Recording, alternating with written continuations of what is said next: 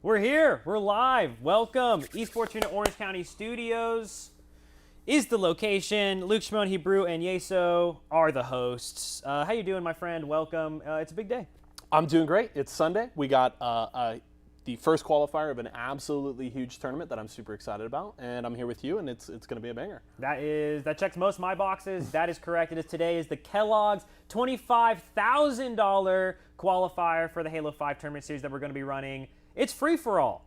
It is not our normal 4v4 Microsoft Sundays that you guys are used to seeing. It's a free-for-all tournament that we're really going to boil down and try to find one of the best Halo 5 players in North America, or I guess the US, more better like. Yeah, it's definitely going to be a fun one. I'm super excited to see all the action kick off today, so it's going to be fun. So of course, guys, just some quick updates as far as what's going on today. It's a Kellogg's powered Halo 5 tournament, guys. $25,000 on the line. How do you play? You have to register on mogul.gg/esportsarena utilizing one of the special codes that you were able to receive here in the US by purchasing a participating Kellogg's product at one of your local Walmarts. I'm talking Cheez-It, Jumbo Snacks, Rice Krispies Treats, Pop-Tarts, Pringles. Ever heard of them? Yes, I have heard of them. Thank you for asking. It's absolutely incredible. And yes, of course, this activation is exclusively limited to legal residents of the USA. But that doesn't mean we don't have love for all of our other communities as well, and we're always trying to give those extra opportunities. However, we got to start somewhere, and this is where this is going to be. So really excited to get this kicked off. Today is that first of 4 qualifiers that 2 players from each will be moving forward. So kind of a big deal. I mean, I don't even know what else I want to talk about. I mean, I'm just like, we're excited, right? It's the first event of a long series. It's a little bit different. We finally get to add a little bit of spice to the Halo 5 community as opposed to, the kind of the repetition, kind of what we're used to seeing for the last several years, even at this point now. And as we lead towards Infinite, it's exciting to be able to still bring this type of programming to a community like Halo 5. Yeah, and I think it's cool that you mentioned specifically the difference between our typical Microsoft Sundays where you get that 4v4, that team action, and now you mentioned we get to find what we believe will be the best Halo 5 player in the US. It's going to be a really exciting tournament. We're going to have a ton of games to follow, a lot of cool storylines to follow as this all continues. So it's certainly going to be a blast, and it promises some great action. We're going to have great casting and tons of stuff to give away. A few things that I do want to mention. You may be seeing a couple of commands scrolling on the screen over here to my left, and I want to let you know how those are going to work, okay? As you may see on some of this awesome Kellogg's products, there are codes that says you can get free entry. Well, you may not be able to find these products in stores anymore, but that doesn't mean you still can't enter in the tournament. If you guys are watching throughout the day, make sure you're hitting exclamation point giveaway in Twitch chat. Luke and I will be giving away codes all throughout the broadcast today. Make sure you're here between every single game as we will be giving those away. So hit exclamation point giveaway to get in on the action. The other ones here, exclamation point mogul. If you guys want to get more information, how do the rules work, some FAQ on how the entire circuit is going to break down, use exclamation point mogul. It'll give you the link you need to get all of that info. And then exclamation point Kellogg's. Obviously, Kellogg's sponsoring, partnering with us on this tournament. We're really excited to be working with them even further. So if you want to support our partners at Kellogg's, use exclamation point Kellogg's. It'll take you to walmart.com/esportsarena. All kinds of awesome products over there to support our partners over at Kellogg's. And as we get ready to get into our first games of the day, we got a couple of great talents on the cast. We got Clutch, we got Shyway. We're bringing out all the stops here. Oh, of course. We got our regulars, right? Shyway and Clutch. But we got Why Not, who's going to be joining us throughout the season as well, of course, to be popping in on the desk. But he's actually playing today, and I felt like I wanted to kind of curveball that one in here, as one of our normal commentators is going to be sliding in and seeing how he can actually compete in this free-for-all format. So a little bit exciting there, but yeah, of course you mentioned it. We got the boys on the desk. Both Shyway and Clutch are waiting to jump into that first free-for-all game of our $25,000 Kellogg's Halo 5 tournament series. We're super excited here at Esports Arena. Like JC said, all day long, we're giving away codes for you guys to be able to enter the rest of the qualifiers. So make sure you guys are hanging out, get in chat, hit that exclamation point giveaway all day, baby. Me, JC, we got Clutch and Shyway in there. Why Not's going to be playing. We're going to put him on the screen. He's going to hit some 360s. It's all going good. So really excited, guys. We're going to get the action rolling right away. So thanks for watching. Have a good time. Enjoy. Let us know what you think. Hit us up on Twitter at Esports Arena if you guys have any awesome thoughts, maybe favorite moments of the stream. Probably this one because you're enjoying hanging out with me so much. But of course, like I said, we'll let Shyway and Clutch keep the action rolling, and we're going to jump right into that action right after this lovely video. See you guys in just a second. Two, he hits it. Beautiful double. Another body shot. Frosty cleans it up. He's just gonna stay here. Managed. I don't know what that was. It worked out for Frosty or Melee's coming in. Just don't worry about shit.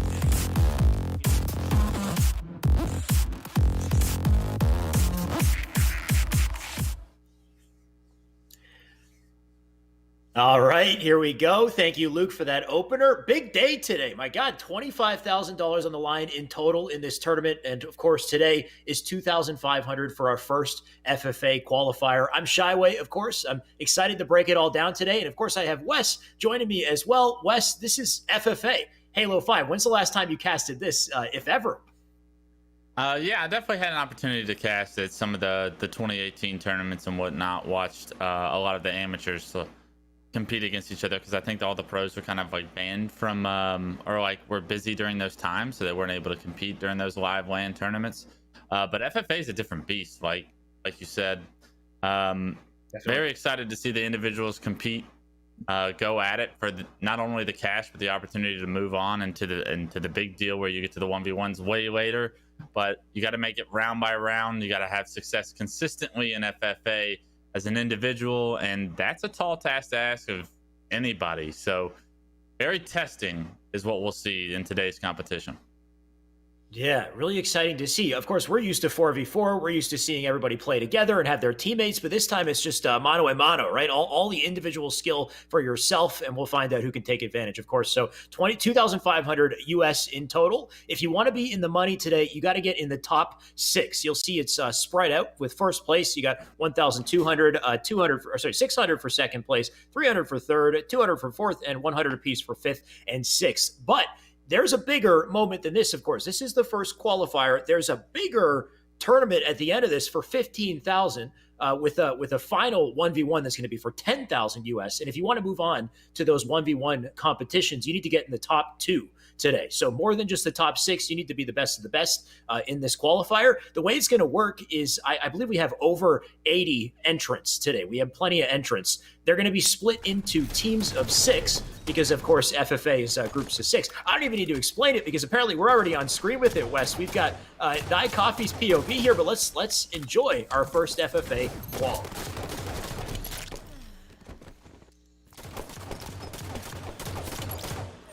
Sorry, I had Take it away, Wes. I don't know if you just threw it to me.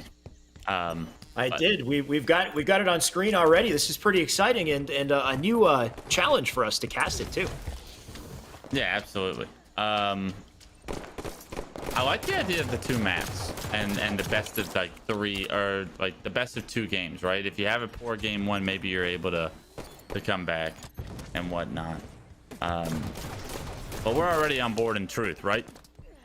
Regret, I'm sorry. And we got some known names already, as you can see if you take a look at the 6 people here. I mean, Smoke You Dig is one of them, but you got a world champion in Stellar, so you know everybody in this game is going to be focused on making sure they don't let Stellar take over. But try as they might, I think Stellar's still going to find ways to have success, and he's already found himself 3 kills, but we have a player with 5 right now, and that's telling me that there's going to be some competition no matter how good the player is at 4v4. Yeah, this is very interesting to see. Like you said, we've got top tier competitors like Stellar in the running here, but FFA it's a different ball game. There's a lot of players who specialize in FFA who are known for this, and we'll see them as they come up. So maybe they have a bit of an advantage, even up against a world champion. Now, Wes, you mentioned it. That's a good point. We have Regret and Truth as our 2 main maps here. That Plasma Caster, they are not going to pick it up. A nice win on that fight by Smoke, by the way. They do have an OS though in the bottom of the map. OS is an important point of contention. And I believe the combo is on the map as well. So important that you grab those goodies and control them when they come up. They'll come up every 2 minutes. On top of that, though, of course, this is a team of 6 here. So 6 players in the lobby. 2 games are going to be played out with this 6-person lobby. The way it works is your placing gives you a certain amount of points. So first place is going to give you 6 points. Second place is 5 points. Third place is 4, and so on. In order to make it through, you have to be in the top 3 out of this group to get to the next round. So we're looking for 3 players in these 2 games to move on with the top number of points, Wes. So if you have a tough game 1, there's a potential that you're able to pop off in game 2, still carry on. I kind of like that more than the cutthroat FFA style we've seen in the past, where if you have a bad game, you are done, you are out, right? So definitely brings opportunity, but what also brings opportunity, like you touched on, is the fact that we have a power-up in free-for-all and on Regret, and that's going to be the overshield. If you're able to not only get the overshield, you're also able to get the time on the overshield, and potentially you could continue to snowball that into further overshields if you play your cards right. That can give you a major advantage when coming into strategy. You got Ty Coffee with the lead right now. Perfect shots. 11-8 right now, so he's up by 3.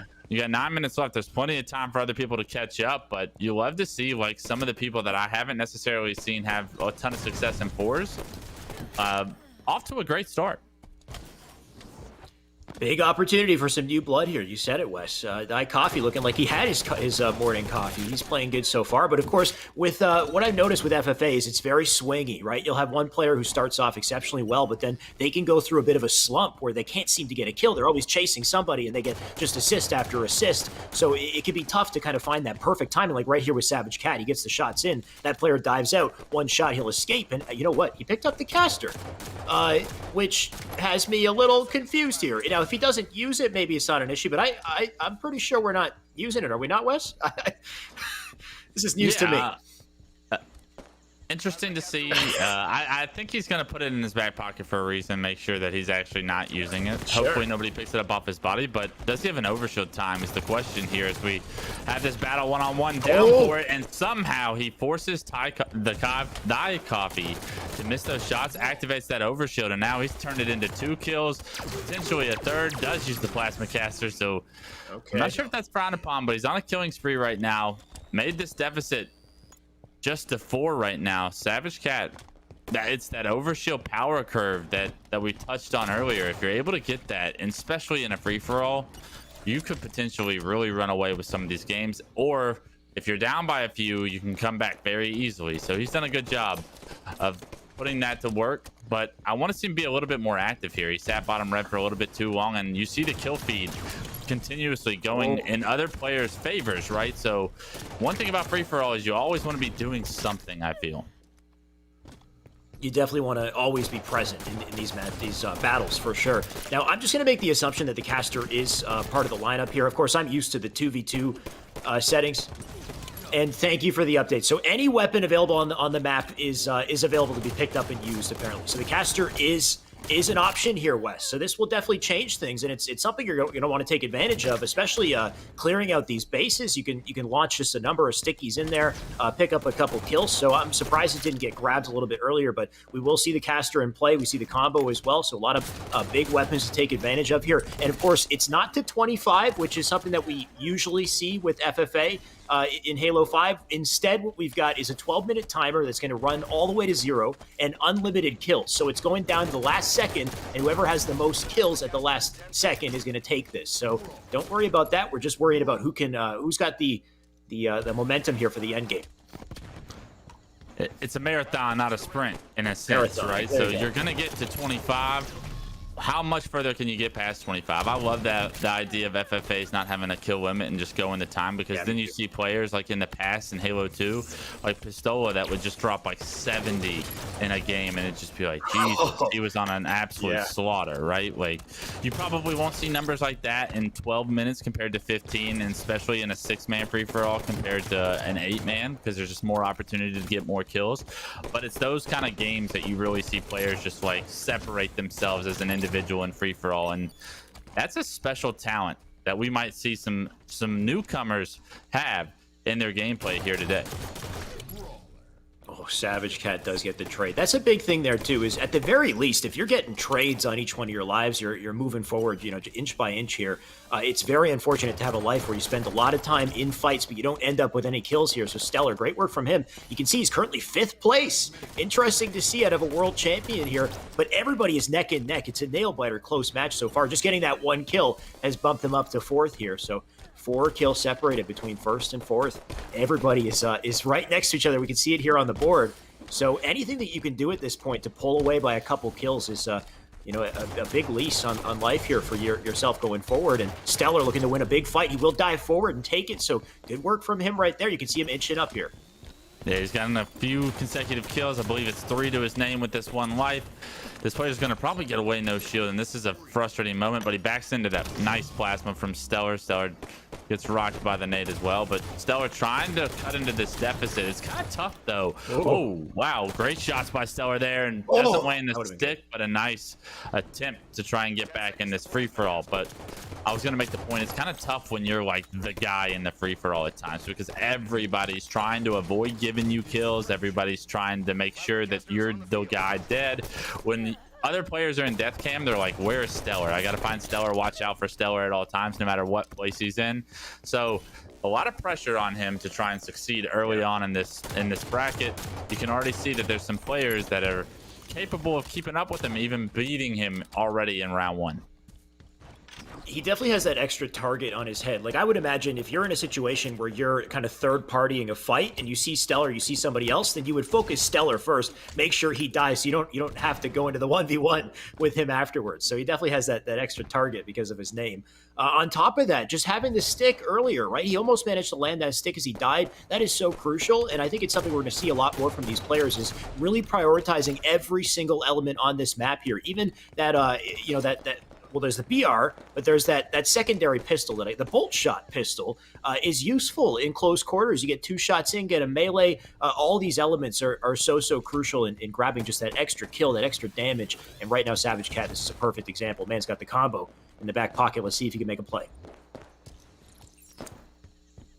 Yeah, speaking of extra potential with weapons on the map, this combo can be used very successfully. He's not going to opt to be charging it up and walking around with it, though, which almost allows this kill to be a lot more difficult than it could have been potentially, but he plays it slow. He gets that first kill. He's just 1 kill behind the guy in the lead. So Savage Cat very much alive with 2.5 minutes left. You know how close this game is. I want to see a look at the scoreboard to really be able to tell. 26, 25, wow. 24, 24, 24. So we have so many people competing for these top 3 spots that really separate themselves in points. You know, the top 3 will advance from the best of 2 maps that we play. So getting top 3 in both those games is crucially important to the success of moving on in the bracket. Smoke You Dig, really the only player falling behind the pack right now. So this is going to go down to the wire, shall we?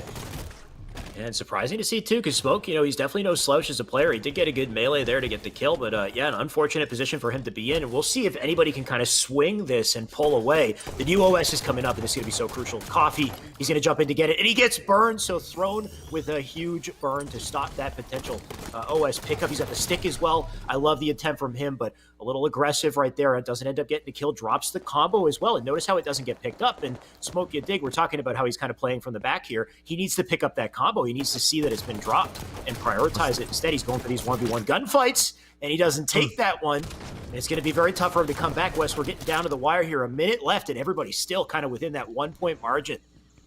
Yeah, Stellar picked up 2, and now he's taking the lead, actually. So worst case scenario for everybody that's been trying to stop Stellar from taking over this game. He's got the lead. There's a minute left. He is tied right now, and you see Zane in the kill feed has taken the lead. 29 to 28 right now, but just behind him is Throne. 27 kills. Can he get this one? No. And with that, we're going to start to see these players start to panic a little bit. You got 45 seconds. Yep. You got to start making plays. You have to figure out ways to get kills. You're going to see overextensions and a little bit more risky gameplay here now that we're down to the wire. Yeah, the tension rises at this point, Wes. This is make or break right here. Everybody's got to come in and get a kill. Stellar going to get the opening here. He's at 29 right now. Second place. You can see Zane leads with 31. Less than 30 seconds in here. Can he do something about it, though? Big kill on a Smoke if he gets it, but Smoke coming out clutch with that kill. I don't know how he's going to break out of his position, but that's one way to shut down Stellar. You can see how close everyone is, but Smoke's got the most work to do here.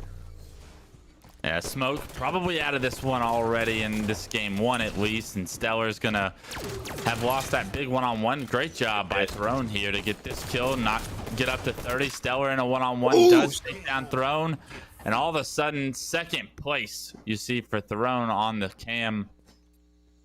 Gonna be taking a look at Savage Cat, and he's a tie. He actually took third due to. Does the tiebreaker go down to death still? Is the question, but. That's what I want to know, right? Because, yeah, in the end here, like we said, we're looking for the top 3 of this wave to break through, move on to the next wave. So when it comes down to totaling points, I wonder if they're going to take Stellar, who had more assists and he was higher on the board, versus, you know, what was it? The other player there, Throne, who also had 30 kills. Yeah, Savage Cat, though, great performance from him, taking first place to start definitively. So he's going to get that full 6 points, moving on into our truth game. Excellent for him. But yeah, all 3 of those players, I would say, looking like they're in a good spot right now. Everybody else very close behind, though, right? Just maybe 1-2 kills separating them. So it just goes to show how sweaty this is going to be, Wes. We're only just getting started. Yeah, the biggest thing is, though, is that game 1's over, right? Like, your kills, how close you were to second, how close you were to third, doesn't matter. You advance with how many points you advance with, right? First place taking 6, sixth place taking first. So going into the second game of the round, you need to start doing the math over, like, who do I need to outplace in order to get top 3? Because it doesn't really matter getting first, second, or third. It matters that you're top 3 at the end of the day, because you just want to advance at this point in the bracket. You just want to figure out a way to get to the next round. So to your point, the guys that got top 3, they're sitting with 6, 5, and 4 points. That's pretty good, but you can't feel comfortable with like 4 points, right? Because there's somebody that just got 3 that if they outplace you by 1 placing in the next in the next game, you're getting bounced. So you got to find a way to calculate real quick, like, all right, I need to be watching out for maybe not Savage Cat, who got first. He's probably going to advance, right? As long as he doesn't really have a poor game too. So, like, giving kills to Savage Cat might be a strategy if it's a 50-50 and you know Stellar's in front of you and you know Savage Cat's on the other side. Like, your head starts to churn. Like, should I give this kill to Savage Cat? Maybe take one away from Stellar if I'm guaranteed a death in this situation. And that way you find ways to maybe manipulate the game in your favor. Very interesting when you think of it like that. It's quite the dilemma, right? So you're saying, like, let's say you got 4 points. It's not just about playing as well as you can, trying to get that top placement. You're specifically, maybe looking to shut down a specific player, or like you said, ensure that somebody like Savage Cat, who did so well in the first match, maybe he gets that kill instead. So he stays up in first place. You're not worried about him. You're worried about just getting in the running here. So I love that dilemma. Of course, we've now jumped into Truth. We've got a silenced pistol, the tac mag, I believe, on the bottom of the map, and I believe we still have a combo. No camo this time around, so this is kind of the closest we're going to get as far as just true Magnum skill. There's not too many other weapons to worry about to outplay. It's just going to come down to your movement, your timing. Savage Cat, it'll be interesting to see the different strategies here between Regret and Truth. Very similar style maps, but not completely the same. Not nearly the top mid control I think you're going to see in a map like Regret. Displayed in the same as Truth. So it was interesting to see Savage kind of like sit in the back of the base. Maybe he knows a little strategy to have players spawn there. You do see Stellar pick up a kill in the kill feed, but Throne's going to be able to finish him off over here car side. Do you like these bubble to bubble fights is another question. If you're comfortable with that, good shots, by the way, by both those players to take each other down in a nice trade.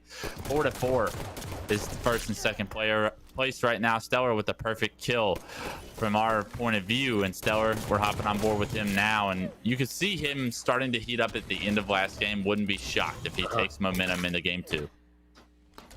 Yeah, absolutely expected out of Stellar, though sometimes I find, especially with FFA, if you can start out hot, you can pull so far away that you put yourself in this comfortable position, get some of the nerves off, and kind of allow you to play your game early on here. You talked about whether or not bubble to bubble was a good play. I do think bubble is a solid area to play. In FFA specifically, it's not typically somewhere you want to be in fours, but if you can force the spawn, if you get that spawn in the opposite bubble, you can get quick, easy spawn kills. You can avoid a lot of gunfights and stay alive for a long time. Also, where these players are playing, though, over in Pink Attic, if you can kind of hang out in one of the bases in the attic, especially Pink Attic, you can go left or right to the front of the base, back in the base, and you can really kind of milk certain lives and take advantage there. So you will see people kind of hunker down in specific locations on the map before just kind of flying out, like top mid, for example, just a total death spot to be in. The Coffee, very unfortunate for him. Coffee comes up into the bubble expecting to see someone, just gives him his back. Stellar's going to opt to do that Pink Attic strategy, as we just checked out. Yeah. Nobody's spawning at the base. He's going to actually make his way over to car. Going to try and make a bubble-to-bubble fight happen, but a red top spawn is going to kind of mess up everything he had planned, and that was a good 10-15 seconds where Stellar was unable to do anything other than probably get an assist right now. He does come off spawn, and Savage Cat's going to lose his one-on-one to Stellar. Smoke you dig. Doing the Pink Attic over at blue, and this is the situation you were looking for. But Smoke, you got to pay attention here. You need to figure out a way to get first place, because Smoke, he got 6 in the last game. He's got to figure out a way to make up for all the lost points that the other team had. So he needs a huge game. I do see a camo up on the map, and I'm just assuming we're not going to pick it up. I saw a camo. I don't know about US. It was just sitting down there on P1. But it would be picked up if we're using it. Yeah, if we're using it, it would definitely be picked up right off the bat here. Of course, so important if it's on the map. In the meantime, though, Coffee just going to try to fend for his life here. Doing pretty good, though. Second place right now on the board, and nice shots out of him to stay up. They both go for the reach out, and they both trade, which honestly, not so bad. At least you're getting that kill for that time that you've spent. Yeah, you're not really worried about your deaths. You're more so worried about that player getting away and someone else picking up that kill. Nice kill by Stellar over here, and you see him doing the Pink Attic strategy that you referenced earlier in the game. I want to see him find some success with it so we can kind of show the viewers one of the potential various ways to set up and gain some power as a position in Halo 5 free-for-all. Unfortunately, Stellar, no one's spawning near him, so he's done buying time. He's done wasting time. He's already lost the lead by 2 kills since he's been there, and he's just going to opt to push car. Takes down Throne right there, but still a 2-kill lead right now because all that wasted time in a sense. Stellar is going to pick up another one and trade. I like the aggressiveness. It seems like that's the way to play, is to just continue to try and rotate around the map and impact other fights.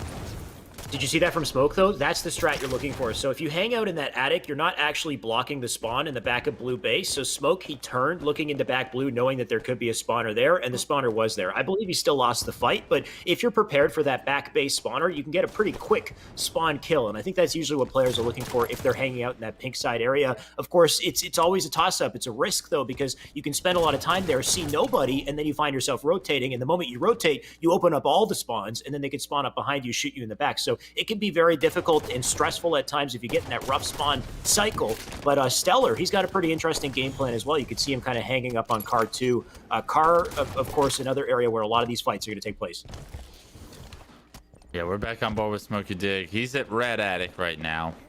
Tried to predict the pink one spawn, but doesn't. He just narrowly misses that player, but he is going to get a free kill on a claim here, and that's going to pay off. Can he win the one-on-one versus Throne? A nice thrust, but not nice enough. He missed a couple of shots, and because of it, Throne was able to punish him there.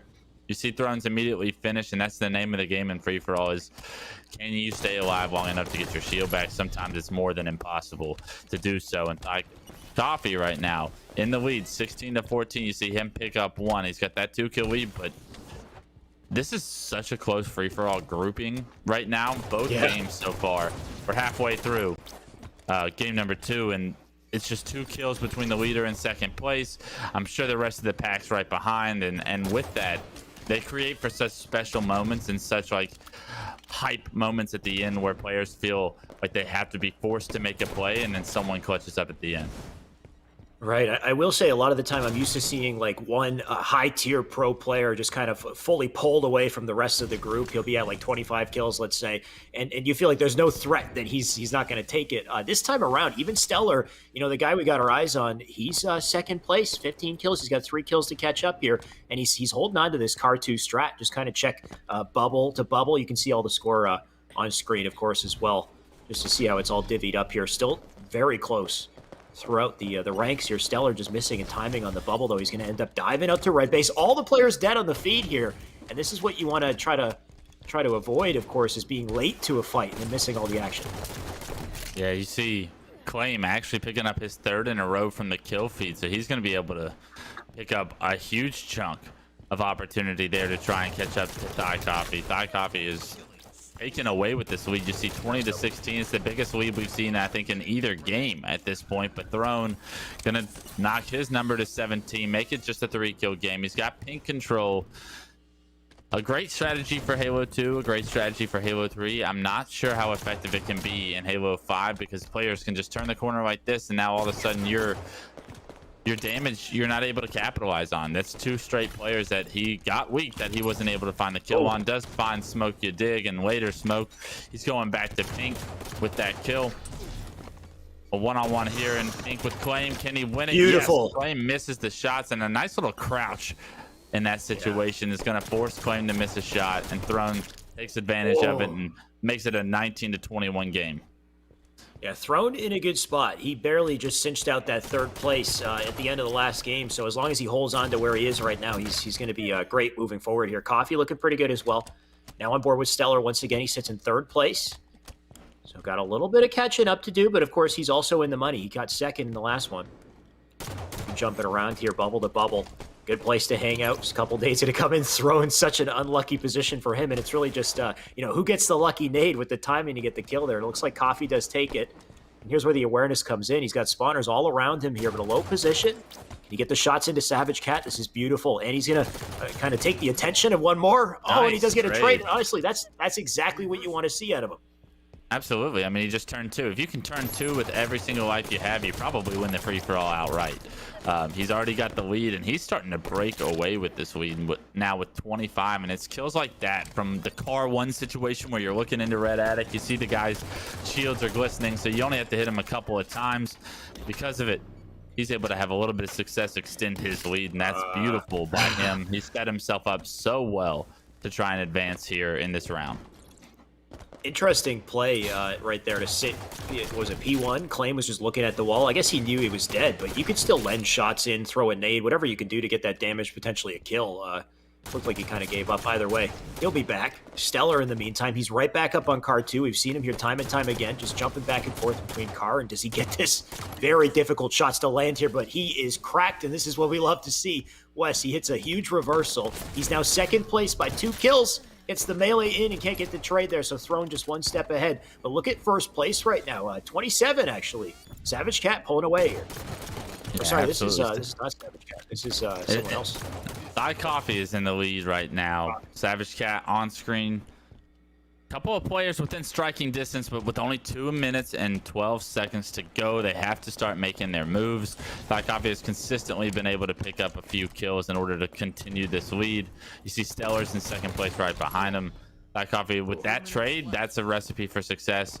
He just got first in the first game, so he's just looking for a great finish, right? Like, it doesn't really matter if he gets first. Yeah, that's probably a confidence booster for him, but Right here, another one. at the end of the day, he's going to advance. A trade from Stellar, and I believe that was Thai Coffee as well, so that's huge on both their parts, right? Like, both these guys are looking to advance, so if they can get a kill and remove an enemy off the map at the same time at this point, that's probably going to be the recipe for success to get them across the finish line. But a minute 30 left. Thai Coffee with 29. You see a Savage Cat with 24. He's got to start figuring out a way. How do I get a few kills quickly? Because you need to make up some of the ground that's lost.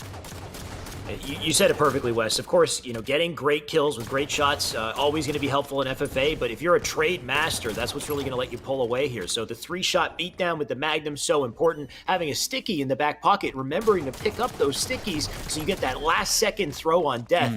So useful. And just, kind of cherry-picking, third-partying these fights like we're seeing Savage Cat do right now, just getting in here. Last second, big kill out of him. Right now he sits in 4th, so these kills are so crucial. You can see we got less than a minute left. And I love that nade. If he was just looking, that would have been perfect. He comes back. You know what? He's still going to get it, so great play out of him. Yeah, you got the hit markers with the nade. You know he's no shield. Follow up with the damage. Get the kill. Yeah. He does end up getting it, making it a 3-kill game for him. 30 seconds left. You got time. You do get rocked by a nade, and that's unfortunate. You got to figure out a way to win this one-on-one against Claim right here. It's pink side blue. You got shots in him, and I think he's actually going to take it. Claim trying to avoid the damage. Out of ammo. This is tragic. Oh no! Now what's he gonna do? He's got to figure out a way to get in melee distance. He's trying to push him. The double melee comes in. He figures out to kill the killing spree, but he wasted so much time. He's down 4 kills, 7 seconds left. You gotta go somewhere. You gotta do something, Savage Cat. Yeah, he's rough. He re-sprinted too after, so his shields got reset. He was just stuck there, 1 bullet. So just an unfortunate series of events right there. It's in one of those situations when you run out of ammo, it's almost better to die, right? You don't want to have to run around the map looking for melees, hoping you get like a melee trade. So that's just a good peek into the type of kind of like stress, anxiety, I would say, that comes from these down to the wire, last minute scenarios. It's no longer about the, who can get 25 kills first. It's, play your heart out for 12 minutes. And then that last minute is just like the sprint at the end of the marathon. So I didn't actually get a chance to see how that all shook up, Wes. But of course, we're looking for the top 3 between both games. So first place going to get you 6 points, second place 5, third place 4, and so on. The tally of your points between game 1 and game 2, if you're in the top 3, you're going to move on. So I assume at some point soon, we'll find, we got a leaderboard. Here we go.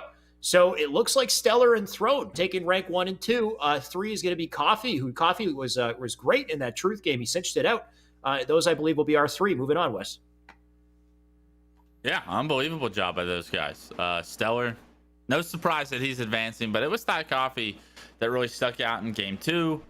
Throne consistently placed very well. That's why you see him with 10 points, tied with Stellar. So those 3 are going to be the ones that advance. Savage Cat, Smokey Dig, and Claim are the ones that go home. But those games really couldn't have been any closer, right? They were neck and neck. You see Savage Cat and Smokey Dig within striking distance of that 3rd place. Only Claim really with 3 points is going to be able to leave probably with a lot left on the table. But there's more opportunities for these guys that get knocked out. You're going to have more weeks where you can compete and figure out ways to improve your gameplay in between those times in order to advance further in the bracket, potentially make it back to placing where you need to get to that 1v1s later on down the road. But Stellar, Throne, Thai Coffee, they're all going to be the advancers in this first round. That's a good point, Wes. So if you don't advance, there's 4 qualifiers. You can jump into all 4 qualifiers. You can try again. Even if you get in the top 6 today and you get in the money, but you don't get in the top 2, then you can try again and try to get that top 2 position so you get to the 1v1s. But we're not wasting any time, Wes. We're jumping from FFA to FFA. We're into another one here. We've got Mimsy, we got Takedown, Audi, Typos, Wiley, and Holic. A couple names I recognize here. This should be a brawl here, Wes.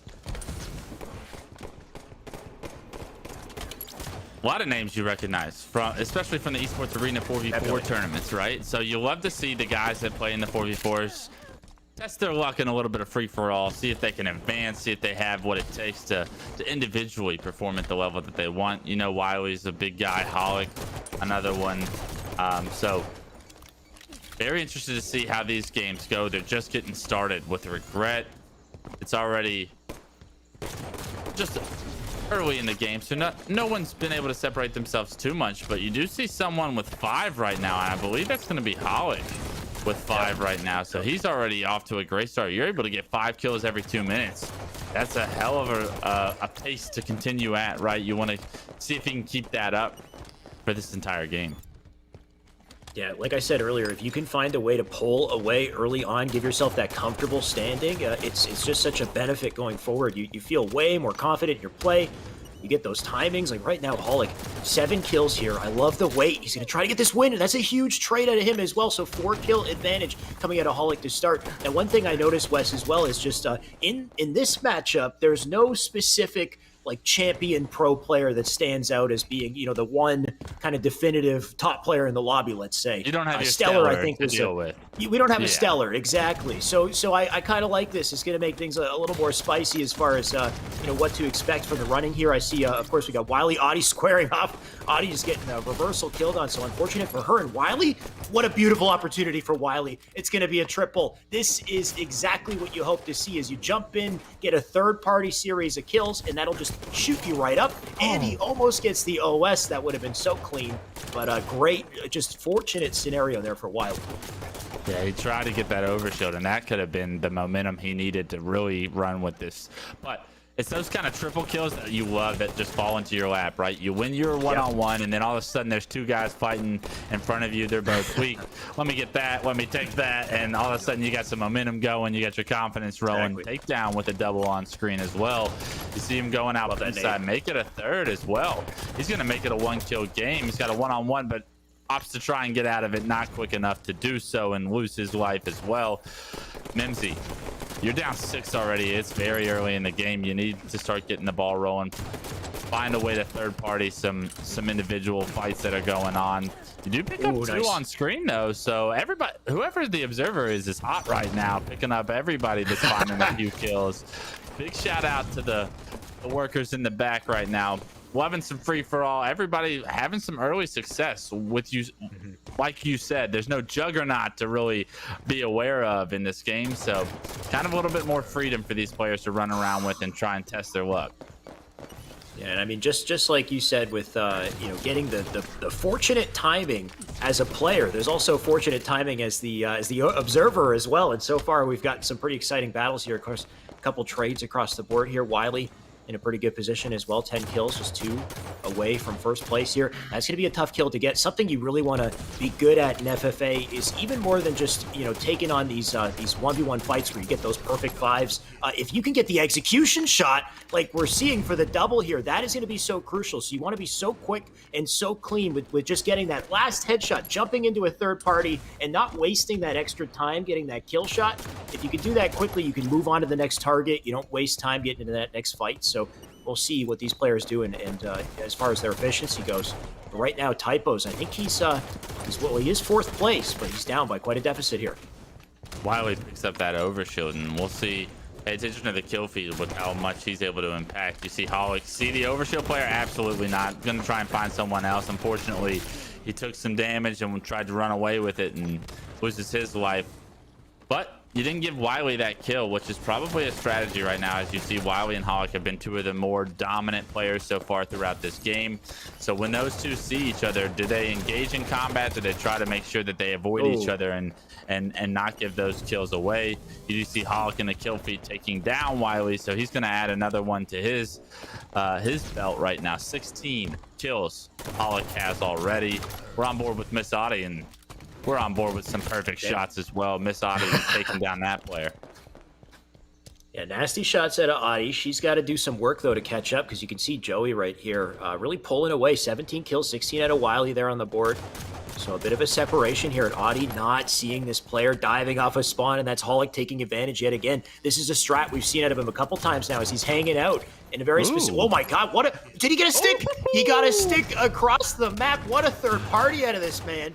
He's been hanging out in Pink Attic, and he's got perfect timing. Look at this. He almost gets the trade onto Audie there. So that attic spot is just so crucial. If you know where to look and you stay alive there, you can get so many kills. Yeah, I like that nade, and to your point, he was able to even finish off takedown across the map right there. It's when things are going your way and the free-for-all just feels like a nice smooth transition from place to place that you really start to find a nice rhythm. It seems like Wiley and Holic are the two players that have found those rhythms so far throughout this game. See Takedown and get his rhythm here. You got 3 players up on top mid. Quite the brawl up there. Takedown, unfortunate spot though. He can't chip in. Audie gonna try to get the kill instead. Can he get out of dodge? He can't though, so rough for him. Wiley though, an opportunity for the OS, and he'll pick it up. And Wiley right now in second place. You can see Holic's pull away by 3, but Wiley, I mean, if he can get something done here, he can pull back. But right now he's lost his OS. You've got multiple players here. He's just got to figure out one target to take out. You don't want that unfortunate timing here. So this is perfect. There's the kill onto Holic. Another one up on P2. That's an easy double for him. Dive in, get the triple, maybe. He's got to get out of dodge for now. Turns it into a double kill, and notice how Wiley got the last overshield and knew the exact time, and he was able to snowball that into this past overshield, right? So that's something in free-for-alls that maybe not everybody is going to have. And, you know, in 4v4s, it's either one team has the time or the other team has the time, or maybe both teams have the time. But in free-for-all, maybe you just weren't near overshield when it was up last. Miss Audie almost had to make me cut off my statements there because that would have been a nice little triple for her. But to the point, you see Wiley knows this overshield time. So this next time overshield's coming up, if we can be on Wiley's screen around 350, I would almost bet that he's going to have the exact time, and not anybody else on the map really knows what time that's coming up. And it's going to give him a major advantage going into the late game. That is a really huge point. Like you said, you don't see that in fours. So even if you can just get a sight line on that OS when it gets picked up, then that's a huge, point going forward. You can at least contest the next one. Right now, Typos, I don't know if there's anything this man's going to be able to do to make a comeback at this rate here. Of course, they still got plenty of time. You got 4 minutes, 20 seconds. So if he can get on a roll here, get in one of those OS grabs, maybe he's good. In the meantime, Audie's got to get this kill, though. A nice headshot to get it. Good placement right there for the second kill, but gets picked off in the bottom of the base. On board with Wiley again. Look at, he's narrowed it down by 1 kill. Now actually tied it up. So Holic, who was sitting pretty most of the game here, finally we got some contention. We got Wiley who snuck up on him and almost getting himself that 25th kill. On board with takedown, he's at 18, but to your point, the story right now is 24-24. Wiley and Holic really separating themselves from the rest of the pack. First and second, only 1 point makes up the difference, and Miss Audie's actually the one that gets this next overshield. So a little bit of a blunder from Wiley right there to not be on top of that. But if Miss Audie can get a few kills here with this overshield, she can get back into this game, make this thing interesting. She's at 18 right now. You see it's 18-25, so she is down 7. There we go. Needs to pick up this kill front to base, finds Holic, but unfortunately she's peppered across the map, and with that she loses her overshield. Does spot a player, Pink 1. Big kill. Takes him down. Mimsy, see you later. Now there is going to be Wiley hunting her down, knows that there was a player weak because he saw the battle going down from the Pink 1 player's side, and he's going to pick up the kill. You see how good Wiley and Holic are at free-for-all, because you can see that they're interrupting these fights. They're paying attention to the noise that they're hearing around the map, right? If you hear a lot of shots, you want to be towards those shots, because either someone's going to die or 2 players are still going to be fighting to the point where someone or both players are going to be weak. You want to get there before they get their shields back, and so far they're doing such a good job. Right now, takedown down 8. Right now, it's going to spot this player, and trade, and unfortunately Takedown and Miss Audi are the two players that are neck and neck around that 20 kill mark, that when they trade, neither one of them are really gaining any advantage over the other. We'll see if there's anything they could do to kind of separate themselves. You know, Audi has that OS time at the very least. And like you said, listening is so important here. So having that headset, maybe more important than ever. You can just cherry pick, get into one of these fights. Mimsy's trying to do exactly that, but kind of missing the opportunity here. He does get the shot to get the kill there, but now goes down. He's 5th place currently. You can see 18 kills tied for 5th. It's Typo and Mimsy. Not a good spot to be. The rest of them, it's kind of neck and neck, though, once we get to the top here, and it's Hollick just barely in 2nd place. Wiley might have pulled away just a little bit here. Takedown in the meantime. It's Audi and Takedown, the story between them to see who can cinch out that 3rd place, because, of course, we're looking for the top 3 here. UOS as well, by the way. Hollick picked it up. Hollick picking up this overshield. It's going to spot Takedown here, and that's good for Hollick and really bad for the battle for 3rd place if you're a Takedown fan, because Miss Audi just got another kill in the kill feed. So Takedown loses his life, Miss Audi finds a kill, and that's a 2-kill swing in that manner. Hollick going to be able to continue to build his case for this 1st place finish, but it's not without Wiley trying to contest this whole time. Yeah, the real story is between those two, and to your point, Takedown and Miss Audi competing for this 3rd place. They're going to want to set themselves in as good of a position as they can as we go into the 2nd game of this round. This is a huge one-on-one between the two, and Takedown's actually going to win it. 55 seconds on the clock. He's going to get 24 to his name. 2 players spot in bottom middle, and you really wanted to be able to find a kill or maybe both right there. He is going to spot Miss Audi once again, though, but he's not able to finish her, and Miss Audi might be able to play her life a little bit better. Pressure setting in at this point, Wes. We've got about 30 seconds left in the clock here. Wiley diving out, getting a big kill. That keeps him up in 1st place here. Going to get challenged by Mimsy, and he doesn't get the trade. That would have been huge. He's in a comfortable position, though. Mimsy, rough spot for him. Instead, we're going to be looking at Dread Takedown and Audi as well. In the last 20 seconds, it's between the two of them to make it through here, and Audi just staying alive. She's in 3rd place with 27. Big kill on the Hollick. That'll keep her in the running. Gets a double and gets the nade out, but I don't think that'll get her anything. Either way, that might be just enough for her to comfortably sit in 3rd place. 5 seconds left to close it here. And it looks like it will go down. We'll find out that final tally. It is a tie for 1st. It goes into overtime. No way. So we got to play it out there. We got a whole 3 minutes to play out the rest of this, and anything can happen.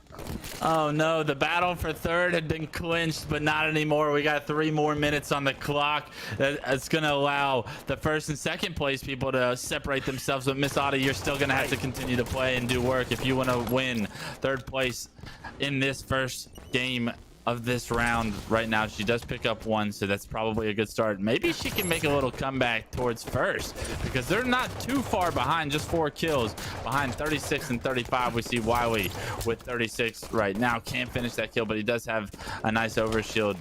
Good job timing that, understanding that when we went to overtime, that overshield's going to be coming back up, but can't finish Takedown, and Takedown picks up that kill. Miss Audi in the kill feed as well finds 1, so these battles still just neck and neck.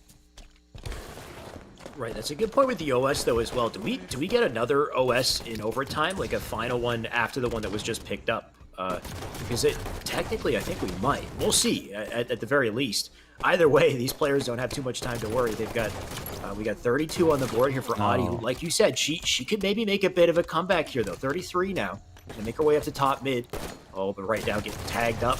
Shots coming in from Hollick. Can she outplay him in this fight? She does. That's a huge reversal, and now she's got good timing here. Can she chip into Takedown? Oh, but Takedown does grab her. But at this point, still getting so narrow for the 3 of them there. We got a tie for 1st, and then Audi sneaking up.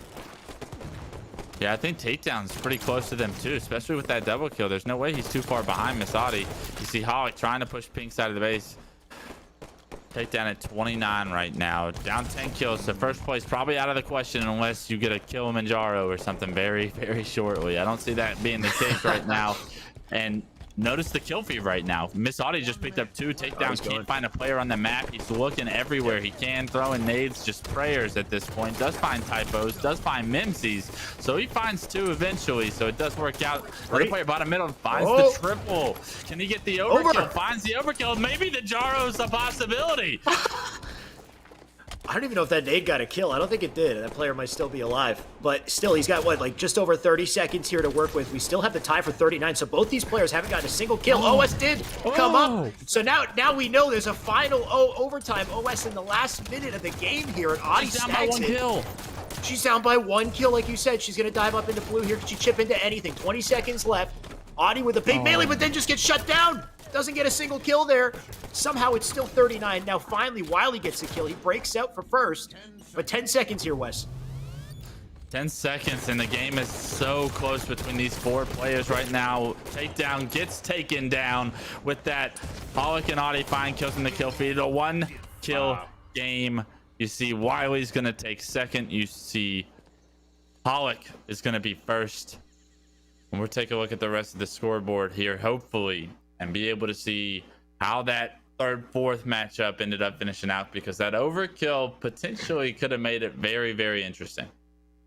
That was nice to see. The last time I saw Takedown, I saw him at 36, and we saw Audi at 38. So if I had to make a guess, I think Audi might have just barely made it out to that third place. But we'll find out in a second here. Of course, like we said earlier, it's 6 people are going to separate right here. It's a 6-player lobby and 2 matches between this lobby. So we have our regret game that just finished. Top 3 from there have the best chances going forward. But of course, we're finding a tally between the 2 matches here. So we're going to jump into truth, going to find out who gets the top placings there, and then in the end, we'll have our total scores, find out who the top 3 are that move on to the next wave. But right now, it's been pretty exciting, Wes. I was not expecting to get an overtime in our third match that we casted here, and now we've learned a couple extra details. When you make it to overtime, that OS still comes up in play, and I guess because of the way the timing works on it, you get a second OS that comes up in the last minute of the game as well.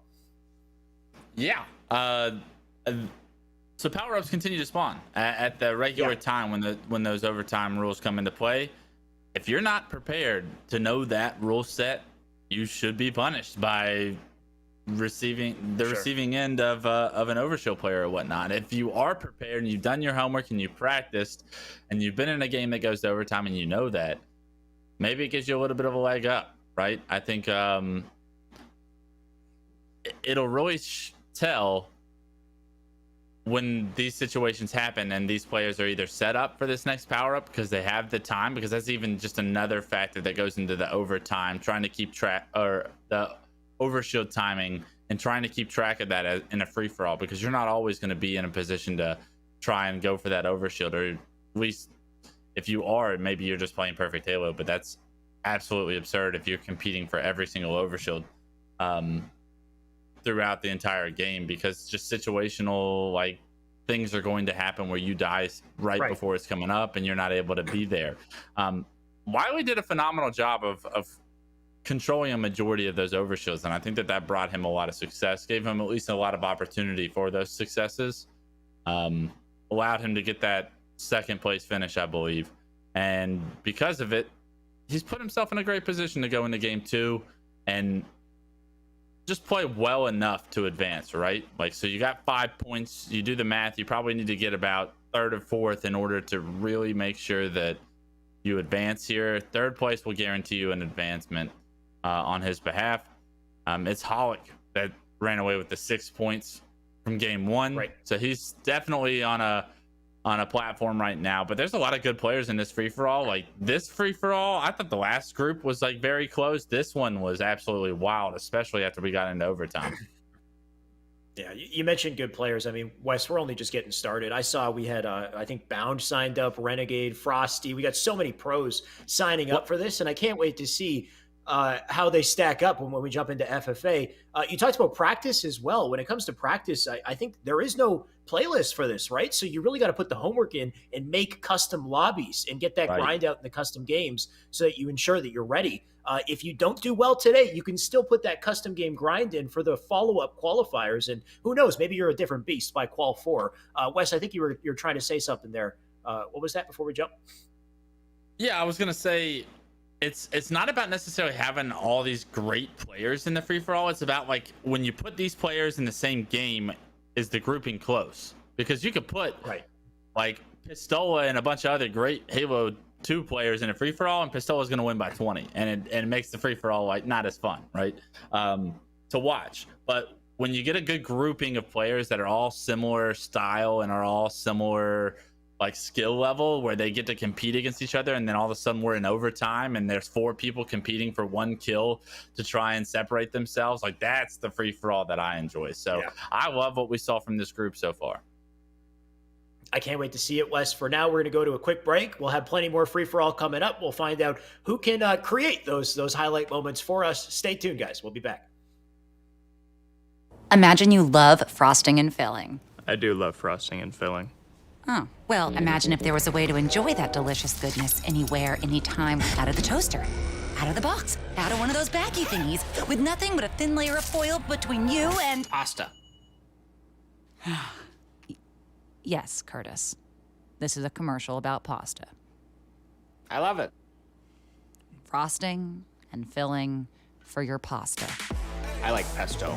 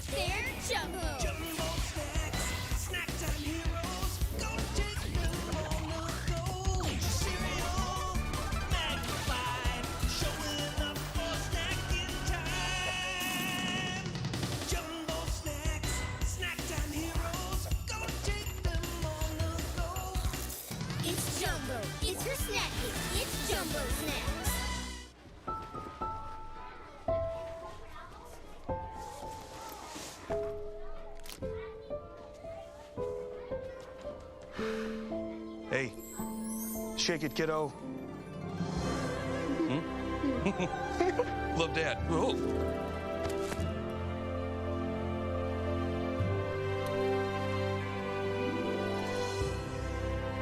I've got this. Kellogg's Rice Krispies Treats. A little love when it's needed. All right, ladies and gentlemen, welcome back. Yeso here in the GVO zone of the Esports Arena Orange County studio. And round 1 in the books was definitely very spicy. We started off with that lobby with Stellar in it. And as Clutch and Shyway were mentioning, you throw a world champion into that lobby and they're easily going to be a favorite at the start. And it was certainly fun to watch. Early games were a little rough from Stellar. Honestly, he was kind of mired in that 4th to 5th spot to kick off the first game. But he finished both games 1 and 2 really strong, does end up topping the charts in that lobby and will move on. So certainly a lot of fun there. And then we went over to another lobby, and that was one where we jumped in game 2. Miss Audie had actually taken 43 kills in a, to be clear, non-overtime game 1. We got to see overtime in game 2, which was amazing. But you see Audie getting 43 kills in that first game, then coming into the second one, charging up into 3rd place there late. We obviously had the battle between Hollick and Wiley going through that entire second game, and it really was the Wally and Hollick show as that went on. Then we got the qualifiers for that one. So as we saw, top 3 from both of those lobbies do move on, and it was an absolute banger. So definitely a fun way to start the day, but we got plenty more action coming. Now, as we mentioned earlier, we got some giveaways to do for all of you. If you guys are hitting !point giveaway in our Twitch chat, you will be entered to win a code to enter in one of our future qualifiers. Remember, today is one of 4 straight open qualifiers for the final. The top 2 players in each of these qualifiers will move on to that final competition for a share of $25,000. So I believe we're ready to go in the back. My man Connie ready to hit the button. Let's do a giveaway and let's see who is going to get our first code here to try and get an entry for this Kellogg's $25,000 free-for-all tournament. And I see it. It is Draka Pally. Apologies if I pronounced that wrong, but we do have our first winner. So if you won, congratulations. Our staff will be in contact with you, I believe, tomorrow to get you a code. So just hold on. We won't have a code for you today, but we will get one for you. So again, I saw everybody spamming it. Exclamation point giveaway. Get in on the giveaway to have a shot at getting a code. I think we can do, I'm hoping we can do one more here. I want to do one more before I talk a little bit more about those games and we lead into round 2. So let's do one more giveaway. And don't worry, if you guys are missing my man Luke Shimonahi Brew, he will be back with me. Don't you worry. We will see plenty of Shimonahi throughout the day. Okay, so we're not going to do a giveaway right now. We're going to wait for our next break. But as we saw early on, and I love that Clutch and Shyway mentioned it, you go into these lobbies and you're kind of not sure how it's going to go, especially with an open entry tournament like we have here. But we got 2 really close lobbies to start off. Very tight battles at the top. Those scoreboards were extremely close. We're going to have to see if those continue. We'll definitely be keeping tabs on names like Miss Audie, Hollick, Wiley, Stellar as the day continues. But that is a wrap for round number 1. We're going to head to a short break right now, but when we return, Clutch and Shyway will bring you round 2 of the Kellogg's 25K free-for-all tournament. Stack Pringles flavors. Make new ones. How much do you think Pringles paid these people? Hardly anything. Hey, you guys want to stack different Pringles flavors to create new flavor combos? Here, I'll go first. Pizza, barbecue, and jalapeno. The spicy barbecue pizza stack. Get him!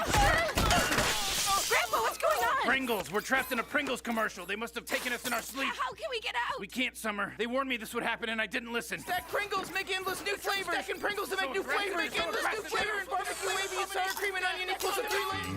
It's been a grind, but I think I've aged you well. Some might say perfect. Who's ready to show 'em who's the cheesiest? I woke up feeling the cheesiest, coach! Cheez-It, official sponsor of the college football playoff. Imagine you love frosting and filling. I do love frosting and filling. Oh, well, imagine if there was a way to enjoy that delicious goodness anywhere, anytime, out of the toaster, out of the box, out of one of those baggy thingies, with nothing but a thin layer of foil between you and... Pasta. Yes, Curtis. This is a commercial about pasta. I love it. Frosting and filling for your pasta. I like pesto. It's Kellogg's, Fruit Loops, Apple Jacks, Corn Pops, Tiger Paws. They're Jumbo. Jumbo snacks, snack time heroes. Gonna take them on the go. Cereal, magnified, showing up for snacking time. Jumbo snacks, snack time heroes. Gonna take them on the go. It's Jumbo. It's for snacking. It's Jumbo Snacks.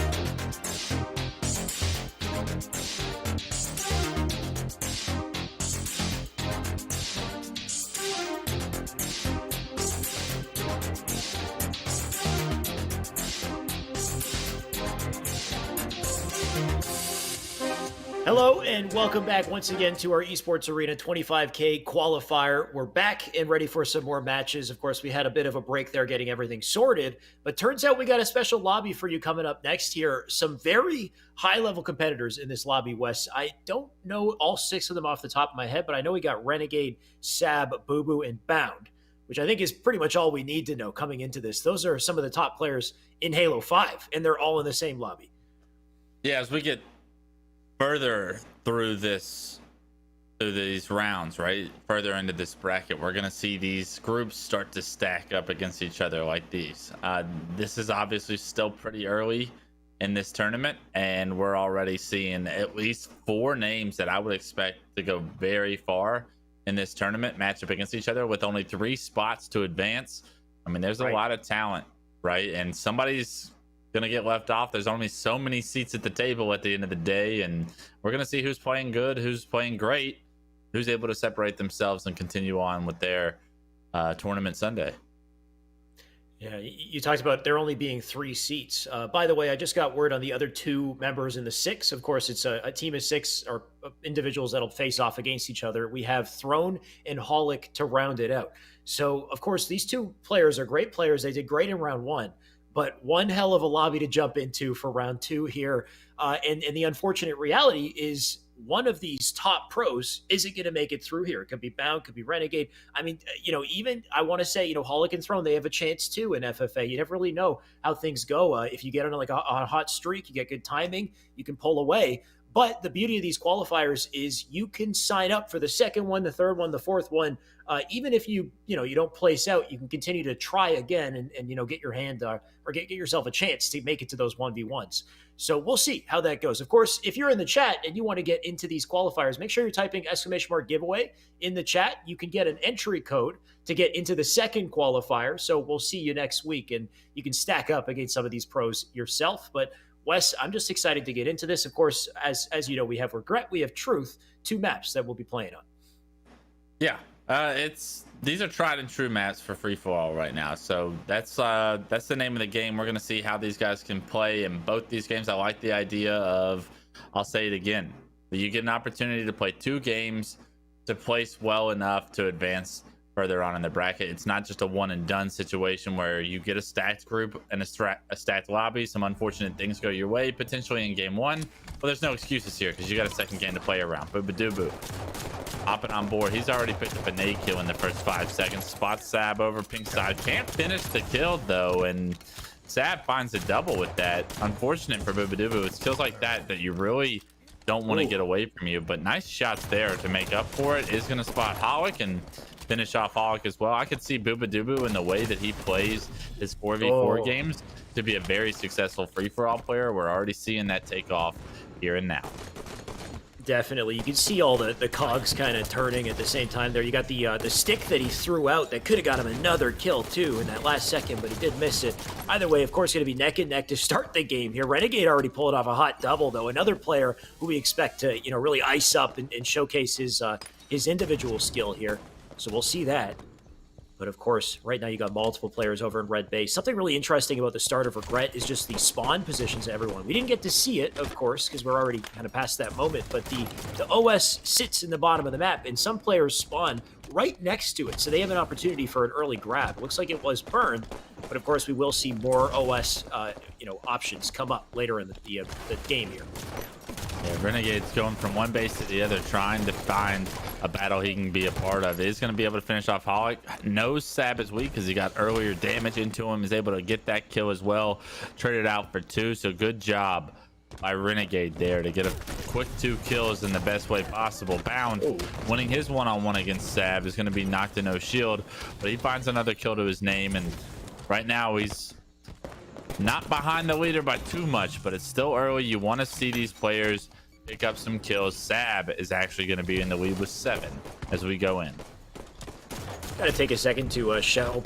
Actually, that was beautiful movement by Bound right there. He slid off, spring jump back to the bridge, and then he got the timing to get the back smack. So, yeah, you did. I was worried about Bound playing FFA because he's a very aggressive player. He's always flying. And the last thing you want is unfortunate timing like this. There's nothing he could do here. You're not getting that OS. But like we just saw, if Bound's creative and he's got a couple tricks up his sleeve here, then he could get some pretty nasty kills that allow him to pull away. But Boobadooboo right now, man's got the OS, so he's got a great opportunity to pull away himself. Yeah, Boobadooboo actually had a a phenomenal job and timing getting this overshield, able to get the kill we saw on a bound, find 2 more with it, so he stays in this game. Throne, you only have 3, and right now you're seeing the scoreboard continue to trickle up. You're in a game with the big dogs now, Throne, so you're gonna have to play lights out in order to continue with the pace that these guys are playing at. Right now, Sab in the lead, and honestly, Sab's been one of those underrated up-and-coming pros that you haven't really seen his 4v4 career take off just as of yet. But you can already see early in this game with the big dogs around him, he's still able to find success. This really is the, oh my God, there you go. He gets the hot 5 on the bound.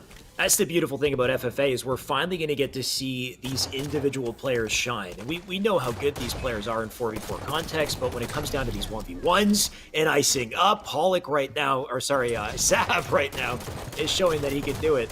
And he's going to get a second kill on the Boo Boo here as well. So takes out Holic, takes out Boo Boo, now sits in first. And he's holding it down here on Car's side. Look at the timing onto these spawners as well. So you can see he's just taking full advantage. And you know he wants that sticky, but unfortunately Renegade will get the best of him.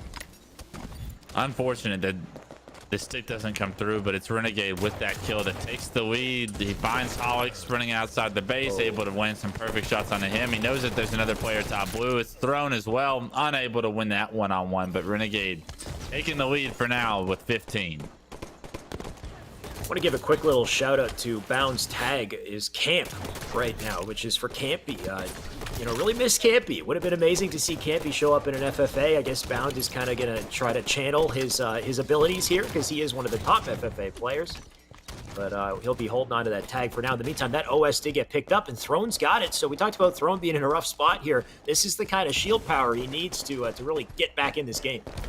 He's going to need some overshield because the players he's playing against aren't going to be missing shots.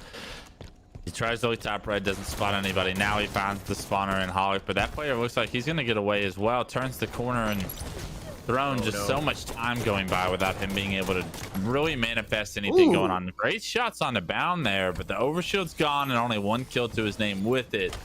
You want to see him be able to continue this momentum into something special, maybe a potential double kill here top red, because you know these players are about to interact with each other, but unfortunately just not a whole lot going his way right now, and Renegade going down. I mean, Throne's doing a good job of getting his kills, but they got to come at a faster pace, because you can if you watch the scoreboard throughout that entire scenario, you just see 18, 19, like the kills are just becoming more and more.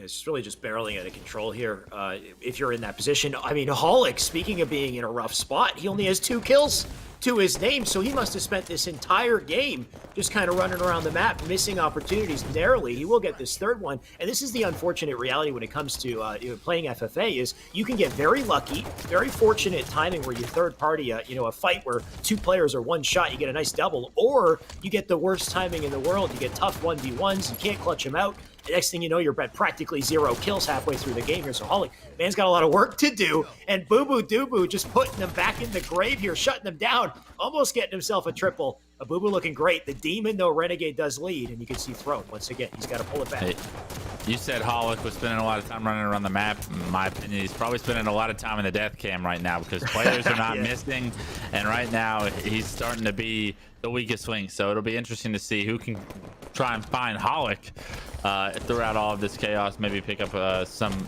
individually easier kills than going up against the likes of Renegade or Boo Boo Doo Boo every single time you're in a fight. See, I was thinking for a second, it would have been nice if, oh my god, what a series of melees. It would have been nice if I jumped in here and tried to compete. I heard Tony's competing in this, so shout out to Tony, and it would be nice to hopefully see some of his gameplay if he's still in the tournament. Would be tough to do just considering the caliber of play, because this is the thing, once you get into a lobby like this, it wouldn't matter, you know? Like, I'm not going to beat these, I'm not going to beat Bound, I'm not going to beat Renegade. I just got word that Tony got knocked out, unfortunately. So I was thinking earlier, I was, in round 1, I probably could have done pretty good, could have maybe got through round 1. But once you get to these, Titans, it's just, apparently Tony didn't do well, by the way. He had a rough time. Well, even if you do great, to your point, you find yourself in round 2 with these juggernauts, and all of a sudden you're not gonna do great anyway. I'd be Holic in this position. Yeah, I would absolutely. definitely be Holic. Yeah. That's the name of the game when you're going against the best in the world, though, and that's why the prize money brings the best in the world, and you got their attention right now. That you have their time, you have their full attention. Renegade is here to play some Halo, and I guarantee you Sab, Booba, they all have the same goal. They want that big prize money, and they're gonna try and compete at the highest level for it. So you got to know that the big dogs and the sharks are out today. This really is the most prize money we've seen in Halo 5 in a long time, especially considering it's only going to one person or just a couple people, right? Because at the very end of this, once you make it to the 1v1s, we've got that $15,000 prize pool where the final match, the winner gets 10 grand. So the final 1v1 is a 10 grand 1v1, which is something we almost never see in Halo 5 competition. So, I mean, you talked about the money bringing all the boys out.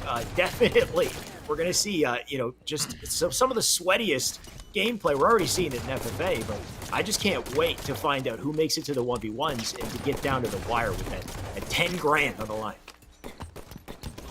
Yeah, I mean, that's a hype moment. One of probably the most hype moments in Halo when we get there. It's going to be hopefully a great opportunity for two of the best players in the world to go at it, show their case, and I'm hoping it's a close game.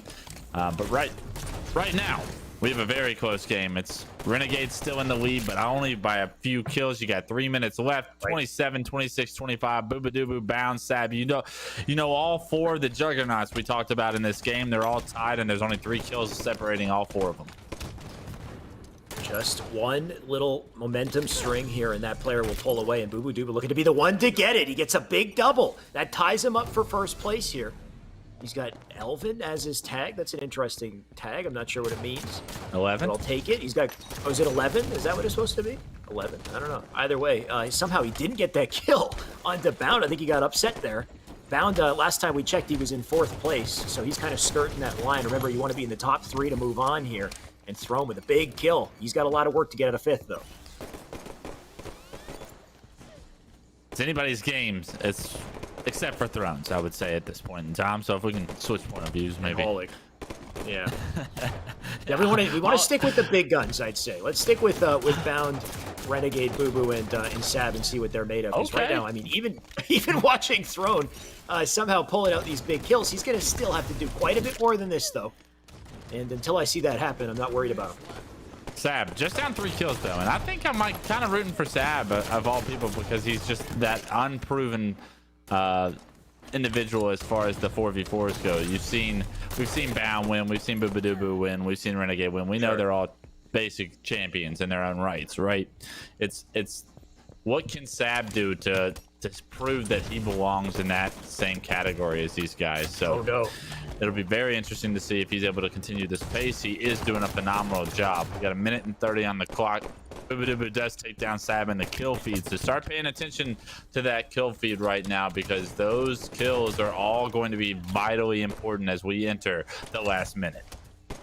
Yeah, we see Bound as well with a star under Renegade, Sab on the Bound, so Boo thrown. All these trades are going left and right, and Holic with the OS is just out of the action. So some sort of unfortunate timing out of this. Man, he can't seem to figure out how to chip in. It's a couple shots into Sab here. You can see all these players over on pink side. There's going to be a huge series of events here. Can he get anything, right? He hasn't gotten a single opportunity. Gets the nade that comes in to take his shields. Still no kill to his name, so this is just a rough situation for Holic. Let's switch over to any of these big god players here. They're all neck and neck, right? We got less than a minute. 32-34 here. Boo in second place, down by 2 kills. And it's really going to come down to who can cinch out those top 3 spots here. All these top players, they're so close in the last 30 seconds, Wes. Yeah, Renegade doing a phenomenal job picking up another kill, making it 35 right now. He is going to spot Throne, cannot finish him. Unfortunately, Booba not able to get anything really going in the past 20 seconds, and you see the score continuing to be against him right now. Bound picks up another kill, so you know that Bound's probably taking his position. Renegade comfortably in first. Bound with 29, so they're all around each other right now. 29, 30, 31. It's so important for them to be able to find a kill at the end of the game. Is this going to be it? Can Bound do it? Bound does find one. Does that push him to 3rd over another player? That's the thing, is it's likely a tie for 3rd place with him and Sab, and then we'll see how that works as far as assists and deaths and how we break ties. Of course, we will be playing 2 matches here. So Regret game 1, you got Truth game 2, and the total scores from those 2 games. It's just 1 assist for the exact same deaths as well.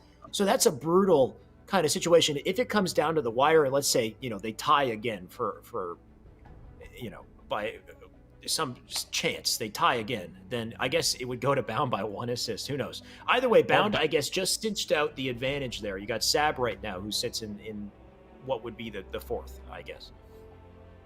Yeah, you're going to see Renegade with 6 points. Bubadubu gets 5 to his name with 17 assists. So, he was playing pretty well. It's that Bound.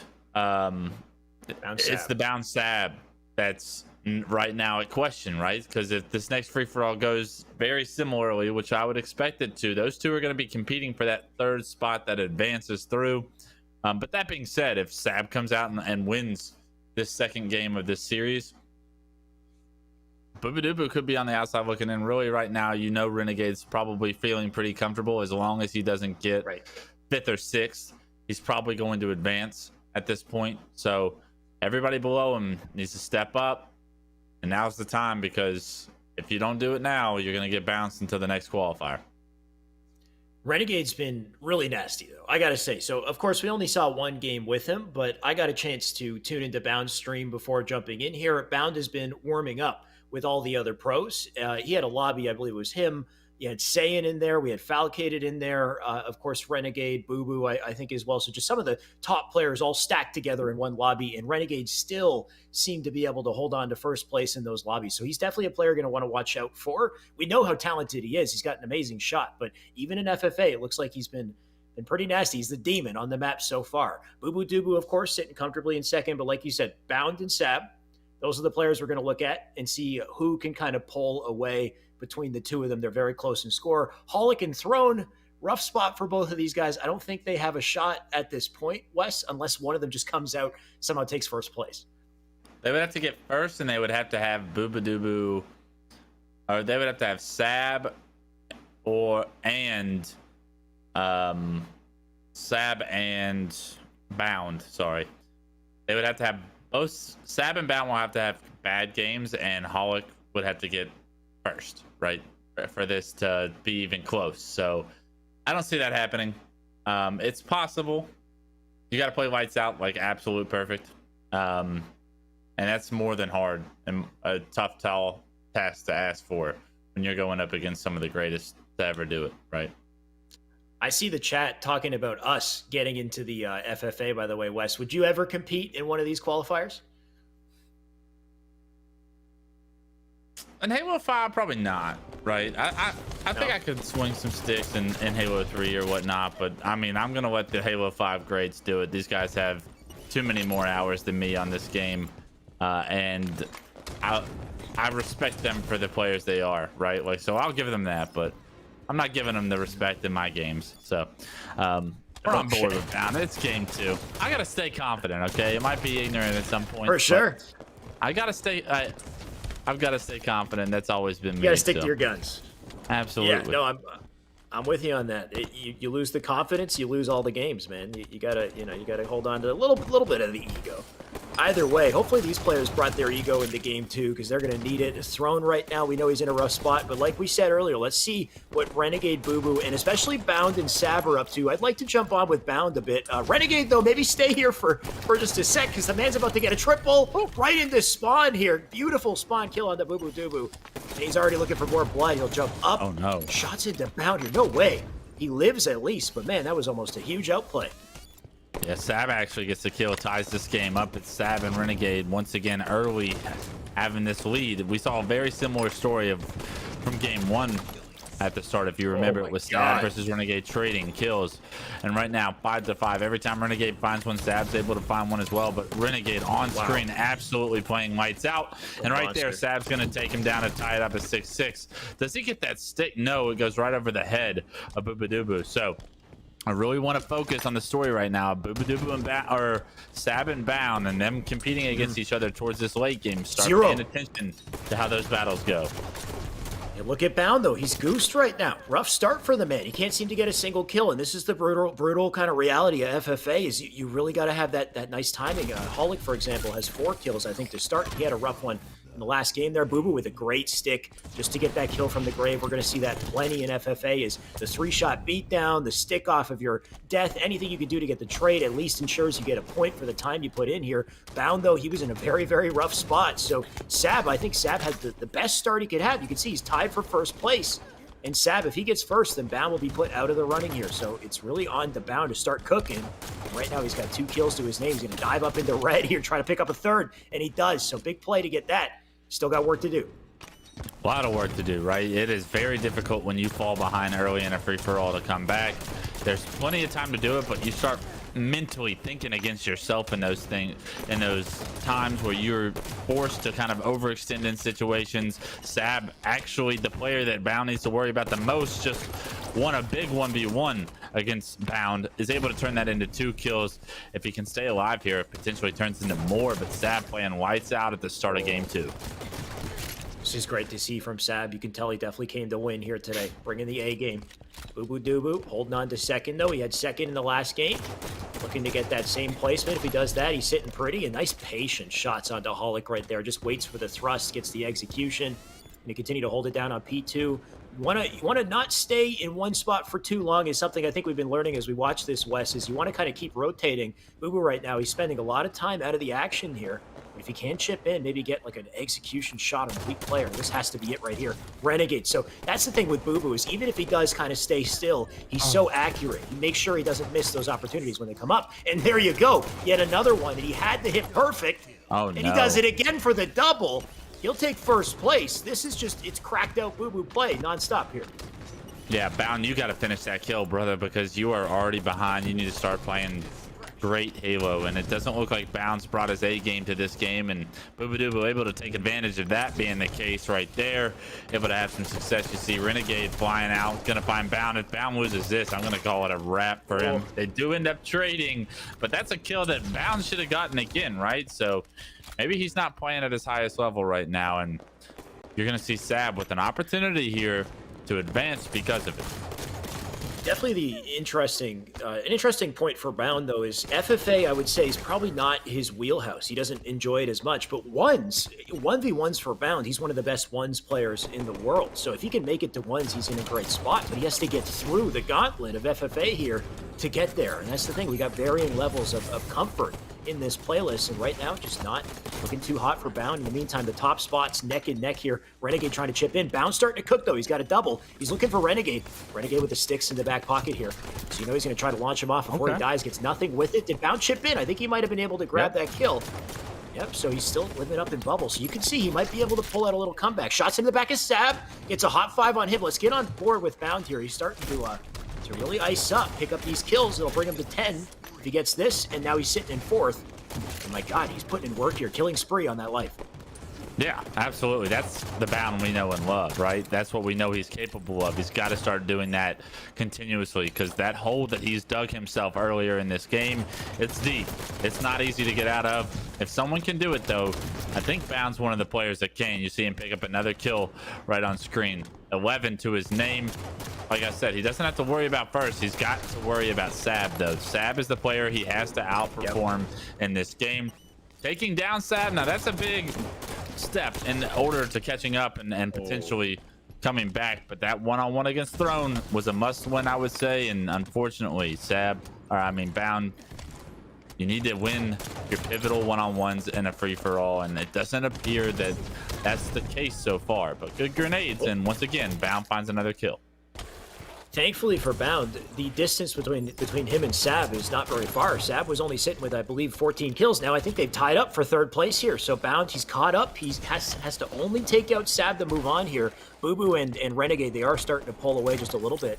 But of course, that's the storyline. Can he take over this spot over Sab? And right now, I think he does have it. He's got 15 kills. Shots into Boo Boo. Can't pick it up, though. Gets taken down. Renegade, Boo Boo going to square off. And looks like one of them got away here. I think that was Renegade, maybe. We got Ardog Throne right here up on Car. Gonna get chased down by Sab, who still sits at 14. So Sab in a bit of a slump phase here, right? Bound started out with 0. Sab Oh can't my. get a kill, and he hasn't had one for the last minute or so. Yeah, so as hot as Sab started out, he was in first place earlier on in this game. You see Bound has started to heat up, and right now he's starting to actually run away with it. It's so unfortunate that Sab's not able to pick up either one of those 2 kills, and then gives one back to Bound as well. So worst case scenario for Sab fans out there. But Renegade, Booba you know they're doing their thing already. You know that they've put themselves in the position to already advance. They're looking for back-to-back first. They are competing against each other as of right now, and Bound actually starting to creep up on that storyline as well. There we go. Nice nade out of Bound. It really is a marathon here. You can never count anyone out of the running as long as you got a little bit of time left on the board here. We still got 4 minutes 30, so Bound, my God, what a thrust back. He hits the shot. Gonna try to get Boo Boo as well. Beautiful double. He's waking up, Wes. He's waking up here. He's now 3rd place, but look at the score difference. Only 2 between first. He gets Renegade as well. He's gonna jump into 2nd. If anything, I'd say the top places here, they were all separated by 1 kill. Absolutely. I love seeing this out of Bound now. So we gave him a little bit of heckles because he wasn't playing well at the start of this game, but he has turned it around. And with 4 minutes left, we have a 3-way race. Boo Bound and Renegade for that top spot. All 3 looking to advance, though, with top 3 placings. If that is the case, it's really up to Sab if he's able to pick it up or not. Unfortunately, Throne, Holly, they're still having a pretty rough game 2 performance, but that's going to happen when you're putting a lobby with such caliber talent.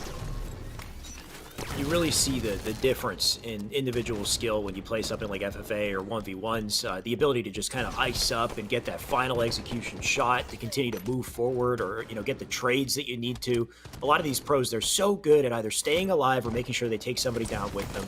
Right now, Renegade is sneaking up on the Bound here. Bound, is he aware? This is the melee, though. They just cross each other up. Nate comes in, and he does do enough damage, but Holic steals the kill.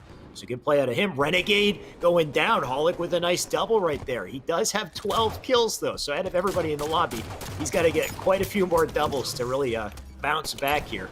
In the meantime, Sab, though, 4th place. Sab will be out if he can't overtake Bound, so he's got to start putting in work here. He's starting to, the gap is starting to increase between him and Bound. The gap is starting to increase and time is continuing to tick, which is the most important factor in this game right now. 2 minutes and 40 seconds. He needs to find multi-kills. He found a double on screen. Can he get these kills over a card? These players are battling. You need to get over there, Sab. You have to go. There's a player in the bubble. Make it 3. Well, now all of a sudden this gap is much more manageable with those 3 kills. And he does bring it to 23. You got to see this man start to move a little bit. He's got the combo as well. This could be so useful. Can he chip in, get that one shot up on top there? Looks like it does go down. You got to be so quick and precise to get into these fights when it counts. Throne will be a victim of that fight. This is the beauty of the combo here. If you can keep applying it, he might be able to get some big kills. He whiffs it on the Bound, though. Bound going to come in. He'll get taken out. A couple trades to go down the base here. Boo Boo Doo Boo, I think, iced up and took down Bound. And right now you can see Boo Boo sits in first place by a very narrow scoreline. Sab right now, he's inching his way back here. Those nades might do the trick on the Throne. At least he gets the kill as he goes. But it's coming down to the wire here, Wes. We're about at the 1 minute 30-second mark here, and everybody's going to start to feel the pressure. Yes, the most important player on the map right now is Sab. He's got to figure out a way to get some kills very quickly because Bound has done such a phenomenal job through the mid and the late game as of right now to try and separate himself. But it's just 2 kills, right? Like, this is still doable. 1 minute and 20 seconds is gonna feel like like 10 in a sense of the of time. You feel so pressured to make plays. Bound's gonna also feel that pressure right here from pink side. Red loses this player, and Renegade's actually gonna get that kill. So you're not too upset if that's the case, but Sab's gonna try and get into. Can he finish off Booba Doo Boo? Yes, that's 1. If he can get a kill onto Holic, he'll tie Bound for the moment. Unfortunately, Holic lands some great nades, but Bound finds the kill.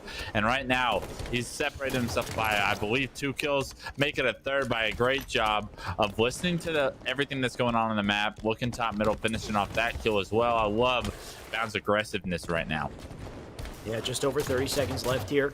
Bound can get a big kill. If he can keep it up, he'll just stay out of the line of Sab. That's the only thing to worry about is he doesn't have to take it. He just has to stay in 3rd here. Sab right now 28, so Sab's got work to do You can see they separated by 2 kills. You're Sab with the melee. He doesn't get the kill. Multiple trades coming in. That's Demon Renegade right out the door here. You got to see Sab put the Nikes on. The man's got to move quick. He's got no time, and he gets killed. And I will say that will put him out of the running. I don't think there's any chance that he comes in and makes it happen. We got 10 seconds left, though. Bound right now with the 2-kill advantage still. If he just holds on to it, he's good. Sab would have to come off a spawn, get like a cluster luck nade, and it looks like it's not going to happen, so he will take third. And that means that Renegade, Boo Boo, and Bound should be moving on here. But what a series there, Wes. Yeah, I mean, we knew it was going to be neck and neck. You knew going into this series that these 4 players, somebody's going to get left out, and they're all great. It's really going to be down to the wire, and that's exactly what it was. Booba and Renegade, I would say, are the 2 players in the group that I'm very confident that we potentially could see both of these guys in that finals 1v1 at the end of the entire excursion that we're on, right? But sure, Bound able to advance. And I think to your point, when I look at Bound, I hear stories about how nasty this kid is at 1v1s, but unfortunately the way that this is all laid out, you got to advance through the free-for-alls to get to those 1v1s. Bound does it right now, but you can see that potentially that could be the storyline. Like, can he even make it to that point? Yeah, it's going to be very interesting to see. Of course, in total, there's 4 qualifiers, and 2 make it out of each qualifier. So that's a total of 8 players that can make it through to those 1v1s. So Bound right now, he is playing well. He's done good enough to make it through round 2 to stay into the next heat. But so far, it looks like Boo Boo and Renegade are at a slightly higher tier to be able to maintain first and second for both games. So what might happen is Bound might have to keep grinding. If he doesn't, like, who knows? Maybe he'll ice up. Maybe he'll come out in top 2 today. If he doesn't, though, he can come back and he can keep trying. And maybe as we get down to the wire there, you can squeeze in the final, 2 players, which would be really exciting to see. And then once you get to 1v1s, it's a different ball game, right? You get a totally different skill set in ones. And speaking of which, though, let's jump gears here. Let's change POVs, Wes. We've got a whole other lobby we're jumping into, and this one has Frosty in it. So we're talking about top players who are going to get out today. Frosty is a big player to look at. We also have Septify, Boom, Coffee, Hoax, Factor, and Yee. I'm not sure who that is. Hoax is another player I like to see in this lobby, though, because we know Hoax has plenty of experience in FFA. Yeah, Host is one of those guys that's always had success across multiple titles in free-for-all, so he knows what he's doing when it comes down to decision-making throughout the individual process of the free-for-all. It's Frosty that everybody's got their eyes on, though, right? Like, you want to watch some Frosty gameplay throughout today. You got to wonder, how good is Frosty at free-for-all? Because if it translates from his 4v4 gameplay, then everybody in the world better watch out, because this guy is going to have first place on his mind. See, the thing with Frosty is he's got amazing spawn prediction when it comes to 4s. His timing is impeccable. He knows exactly what's going to happen in the map just like 2 to 5 seconds in advance. But FFA is a little bit different. You can see Frosty's trying to play the base strat here where you just wait and pink. He does jump out, get a nice little kill to his name there. But there, like, nearby spawns could pop up as he sits over in the base. But at the same time, you don't want to spend too long sitting in one spot not being in the action, so you need to rotate. It can be a little bit more difficult for Frosty to figure out, how to get that perfect timing that he has in 4s. And we'll see if he can manage to do it, because so far he spent this whole POV kind of out of the action here, though still sitting at 3rd place. Yeah, you don't want to see him get him get impatient, right? Because let the game come to you. Frosty, you know what you're doing when it comes to a game of Halo. Right now, though, Hoax with the lead, no surprise there, right? I expect Hoax to always be able to compete at free-for-all, even at the highest level, because he just has so much success and experience in doing so. Bomex, another solid 4v4 player that's starting to come up on the scene, as well as Skeptify. So there's a lot of individual skill in this lobby, a lot of up-and-coming talent in this lobby, I would say, as well.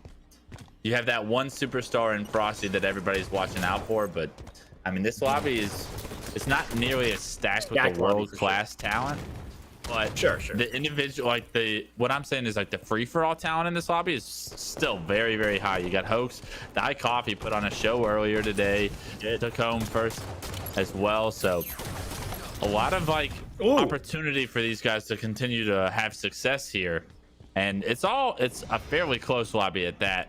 early on in this game at least. A lot of sleeper hits in this lobby for sure, right? Hoax and Bohm are two players who are very talented, but you wouldn't typically expect to see in, the top 6, let's say, of a 4v4 tournament. But when it comes to FFA, it's a totally different ballgame. And sorry if I cut you off there, Wes. What was that? No, I said well said. I mean, like sleepers, right? Oh, like right. This lobby has The a ton hits, of sleepers. Yeah. Exactly. So you can never count somebody like Hoax out of the running. I mean, the man sits in first place. He has plenty of experience in FFA. Bohm, at the same time, man's in third. He's going to try to chip in right here. We got Yi just flying across car. Actually gets the kill, though. Not sure who that player is, but I'd like to see if they can start to surprise us. Septify will go down in a trade. So a couple trades left and right here. We mentioned Die Coffee as well. Coffee did amazing in round 1. So if he can channel some of that momentum, maybe, bring it into this lobby, of course, a little sweatier than what he had previously. But you never know. He could pull away, too. He's currently sitting in second. Yeah, so far so good for him, right? It's not perfect, but you've given yourself an opportunity to stay in this game. You got a one-on-one against Frosty. You got that underway as well, so add that to the list, and you can start to build confidence up. The longer this game goes and the closer you are to first place, the closer you are to actually being able to understand that, yeah, as an individual, I can compete in this lobby. So that's big for these players, is to continue to find ways to stay in the game and within striking distance at the end. I was wondering where Frosty was in this lineup, and turns out he's just been tied for either first or second, kind of creeping in, because we saw second place out of Coffee, but that means, Frosty's just been right there, neck and neck in the running. So is Septify as well, so you can see how nail-bitingly close this game is. As Frosty gets a hot 5, he pulls away to first place, but only leading by 1 kill here. We'll see if he can continue to hold it down up on Car's side. This is a great place to control, because you've got the bubble spawns. Septify is the one. I don't know why I thought I was on Frosty POV. Either way, Septify is going to try to control both bubbles here, but ends up getting rough time and gets taken out. Dykoff is going to be looking to push Pink here. Nice kill on the Hoax. He's got Pink control. Can he figure out a way to maybe clean up a kill or two top car? He's looking for it. Frosty playing his life fairly well, and Dykoff trying to find Frosty's head. Found it. Able to steal that kill, and a kill onto Yi would be nice, but the trade doesn't come through, and Yi actually gets that one up. It's 14 for Hoax right now, so nobody really blowing away with the lead. No score out of control right now, and that's a great thing for everybody to continue to stay patient, play their own games, but you almost feel like it's a matter of time before Frosty takes over. But just as I say that, really? Body disrespect in the middle of the game. Confidence is what I like to see, and confidence is what Die Coffee just had. I mean, I like to see confidence, but that's a dangerous game to play against somebody like Frosty. You're going to body shot Frosty, he could wake up and pull away. So, I mean, we'll see what he does. He's got the kill on the feet there. We got Yi flying in to pick up Coffee, and he'll get that. So far, still neck and neck. Frosty just hiding out in the bubble for now. We'll see if he can chip into a fight. He's currently 4th place, but the 4th place is separated by, 1-2 kills here. So all he has to do is get a nice little kill string, and he'll get right back in the running here. Made up into Pink. That was so perfectly placed. You gotta love this. This is the Four's skill in matchmaking that he can translate right over into FFA. And so far, so good here. Yeah, Frosty picking up 2, making it a 1-kill game as of right now. This player spawn stop right. He just got done killing Hoax. He puts him in the trap. Gets another free kill on the Hoax. And I like the idea of pushing here. I don't like the idea of sitting top of a base, but Frosty actually goes to car 1. I wonder how much success Frosty's had in free-for-alls in a spot like car 1, right? He's waiting to intercept the fight. He knows that there's a player blue bubble, and somehow D comes out of nowhere and double melees him. A little bit of wasted time from Frosty's point of view there. We'll see if other players in the lobby are able to capitalize. Spawn knowledge is going to be so important in this. You can see Frosty spawn in the opposite bubble from Yi here. You have to understand the spawns, like, of course, are on the perimeter of this map, the outskirts of the map, kind of like a little pizza crust, the way that the spawns work here. And if you are aware of it, aware of that timing, that you can kind of just lock on, get that opening shot, which is so important. Back and forth this goes for now. Coffee right now going to try to live up on car 1, and he will get taken out by Bohm here, so big kill from him. Frosty off a spawn if he can chip in. So far, he's got nothing to work on. He'll try to get in there, and there you go. He does get a big pickup with that shot. Onto Coffee as well, and there's the win onto Coffee, right? So you're looking for that moment where they face off, and he'll ice up. Yeah, he actually takes the lead with that kill too. So that's a momentum kill for Frosty, right? Like you got 4 minutes and 12 seconds left. All of a sudden you've been down this whole game trying to figure out a way to figure out like how to separate yourself from this pack. Frosty with perfect shots gets himself the lead at 21, but it's going to be a very, very close game. I believe we have Skeptify in first right now, and he's done a phenomenal job all game of making sure his presence has been felt. Finds a kill on the top middle, sees all of these players fighting pink. Can he find more? Yes, he does. And those are the kills that you love to find in free-for-all, where no one's looking at you and you're just able to find 2 quick ones, separate yourself by 3. And what was once a tied game right now, this is a big one-on-one between the two, and Frosty comes out on top. He's immediately finished, but Skeptify still in the lead by 2. Septify holding on to that narrow lead, but that's a big win from Frosty. If he shuts him down, he can get right back. In the meantime, Coffee with beautiful nades on the Bohm right there. The ground bounce nade for the early explosion. He does manage to chip in, get the kill. And I just see multiple players dropping left and right here. Hoax Factor, who was leading, he's now kind of in a more difficult spot there. I think he was at 18 kills. Septify going to try to hold on here. Can he get the melee? Big kill on DE. Now at 25. We've got 3 minutes on the board here, so time not a huge worry just yet, but will be soon. And Septify just needs to continue to do what he's doing to hold on to this lead here. He's trying to chip in. He can't seem to find this one player, though. There we go. Nice, clean one shot. And if he can pick up more, he's in a great spot here. Okay, so this is game 2 of this round. And looking at the chat... Yeah, looking at the chat, I see Frosty 1, Skeptify was in 2nd, Hoax in 3rd, Bomex in 4th, Yee, and then Coffee. So start paying attention to where players are compared to the others. We'll start doing some math in our heads real quick as casters and let you guys know what the storylines are as we enter the last few minutes of this game. Frosty probably going to advance with 6 points from the first game. Skeptify as well. He got 2nd, so you know that those two are probably sitting pretty comfortably. It's Hoax that we're trying to pay attention to. Can he maintain that 3rd place lead? So you said Hoax got 3rd, right? And right now, where does he sit? If we jump over to Hoax's POV here, he's got a bit of a climb to get back from here. Hoax right now, 18 kills in 5th place, and I'm sure there's a narrow distance here. But if he stays in 5th, then he might not stay in the running. A player could creep up on him, so he does have to put in work to get into that 3rd place. I missed some of the other stats here, Wes. Who could overtake him? Do you remember who 4th was? Bomex is actually who placed 4th last time. Coffee placed last in the first free-for-all, so Coffee in a rough needs spot there. Yes, Coffee's in a very rough spot, so Bohm actually in that prime position right now to take the 3rd spot from this group if this game were to end right now and advance. Okay, so Hoax and Bohm. Hoax with a big double, though. Now up to 20 kills. Still in 5th. Still got to put in that work, but he's got 1 minute left to do it here. So the pressure is going to set on here.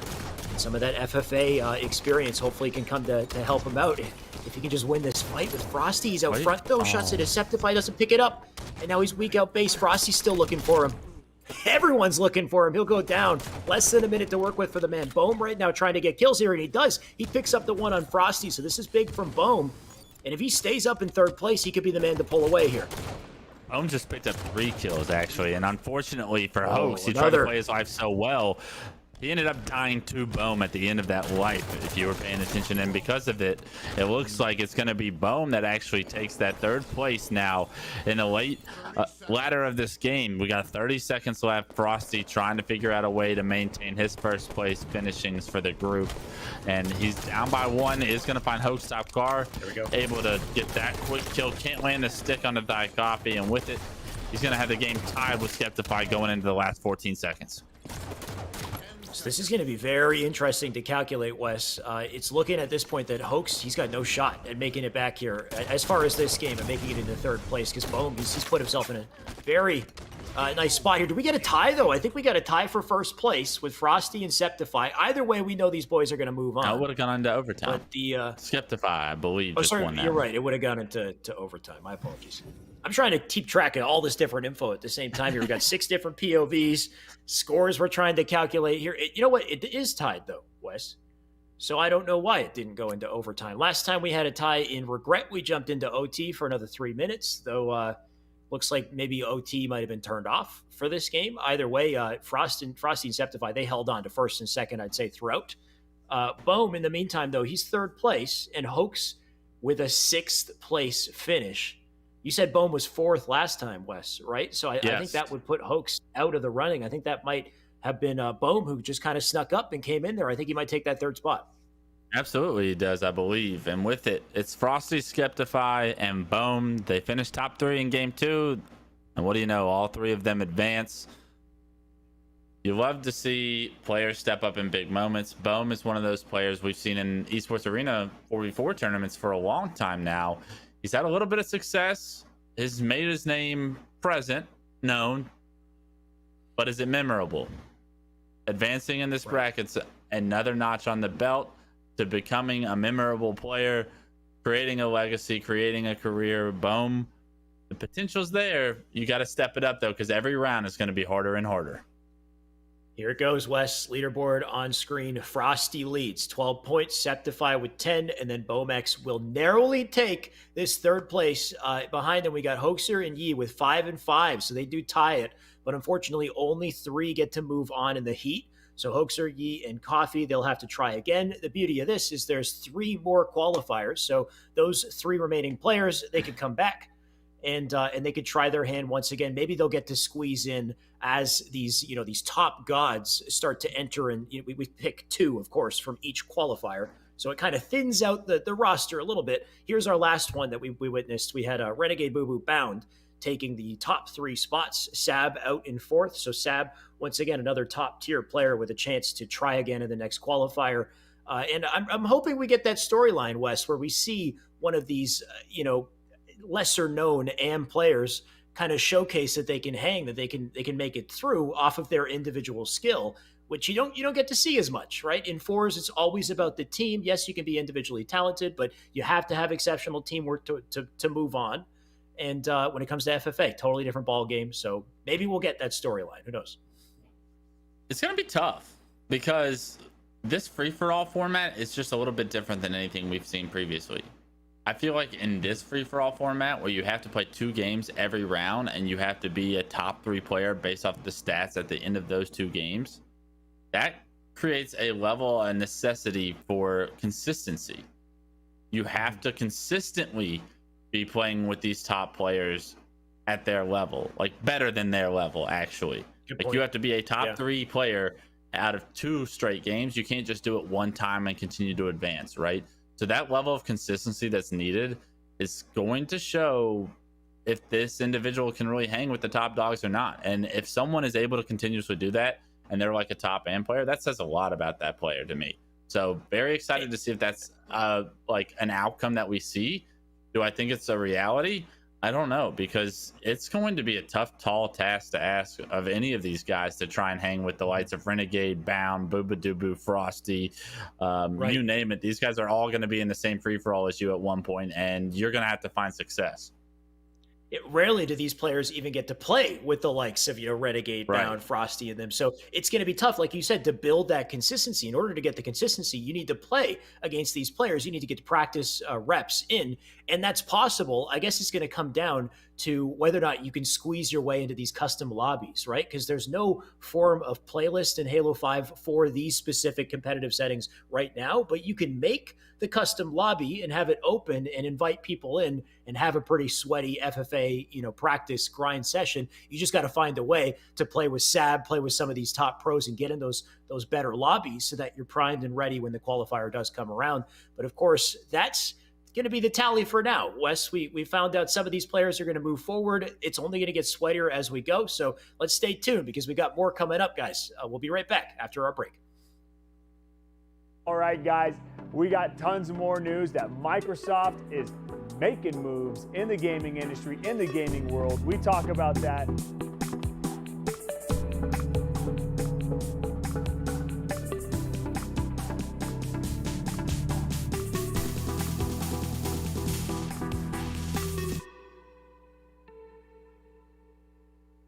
All probably saw it on Twitter, you saw it on Reddit, you saw it on Facebook, you saw it on Instagram, your mom probably texted you about it, but Microsoft has acquired Bethesda. So congrats to Bethesda, first of all, because that's awesome. I mean, games like Fallout, games like Doom, Elder Scrolls, combined with Xbox Game Pass Ultimate, that's huge. Xbox Game Pass Ultimate is where all the games are for you to go play. All you have to do is just pay a monthly subscription. I think a lot of people don't necessarily quite understand like really what it is, but it is a Netflix for video games that Microsoft is supplying to you through your PC and through your Xbox. And you can combine those both, which is so sick. So huge congrats to Bethesda for being acquired by Microsoft, and great move by Microsoft for grabbing one of the top tier game developers in our industry and now having all those games on there. And not to mention, I guess what they're doing, Xbox Game Pass Ultimate has said that newer titles will solely be exclusive to Xbox Game Pass Ultimate. So this is probably Microsoft's first of many steps of what they're doing to enhance the Xbox Game Pass Ultimate experience. Congrats to both parties. That's huge news. In other Microsoft news, we are teaming up with Kellogg's and Microsoft with Halo 5 and hosting a $25,000 tournament. What? That's right. You heard it here for the 28th time. $25,000 tournament for Halo 5. Halo 5 Guardians is already out. We host our Halo Sundays. We do this tournament all the time. So we figured, why not amp it up a bit and put it on a box? Cheez-Its, ever heard of them? It's free entry. If you just buy these products that you're probably already buying anyway, to compete in this $25,000 Halo 5 tournament. That's some incredible news. Kellogg's is always doing things like this. It's such a missed opportunity if you do not sign up for stuff like this. And it's a free-for-all Halo 5 tournament. $25,000 Halo 5 tournament. Kellogg's. Thanks so much for the support. Xbox, Microsoft, the biggest news they've announced yet to date. All right. Thank you all so much for tuning in to What's New with Microsoft with Tyler. Signing off here at the Esports Arena Studios. We'll see you guys next time when Microsoft makes another big splash in the industry.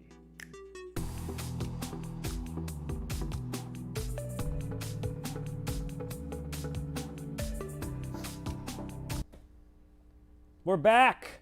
Luke Shimon, Hebrew, and Yes. Yeso coming at you guys once again. Esports Arena Orange County Studios. Hope you guys are enjoying the show. We just finished up round 2.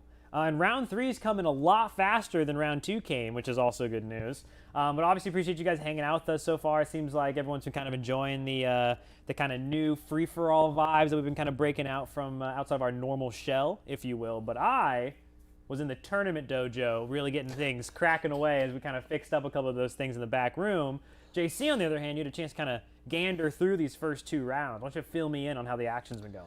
Yeah, I mean, we go back to the first round and really through the first 2, honestly. It's been really tight lobbies. And the kind of craziest thing about that, and, you know, Shyway and Clutch were highlighting it after that second round. You see names like Bound, Frosty, Skeptify, Sab, Boo, all these guys, right? And you see these guys coming up in the same lobby early on, and that really just shows the level of talent because we've seeded this out, right? We have a lot of these players that we've seen in our Microsoft Sunday, so we know a good chunk of these, how talented these guys are, so we've seeded this out. So when you see this kind of level of play and these players coming into contact in the early lobbies, and then you think, dang, we're going to get down eventually tonight to the final 6. Yeah. And it's going to include a lot of those names all in just a single lobby. You know, you even have guys like Throne and Holic, like having solid games in with these guys. And then you think about, wow, we're going to get to a final 6 with guys like Sab and Bound and all of them. It's going to be disgusting to finish the tournament. And then you look then further down the line to our final 8 qualifiers and what our finals are going to look like. It's going to be insane. So it's been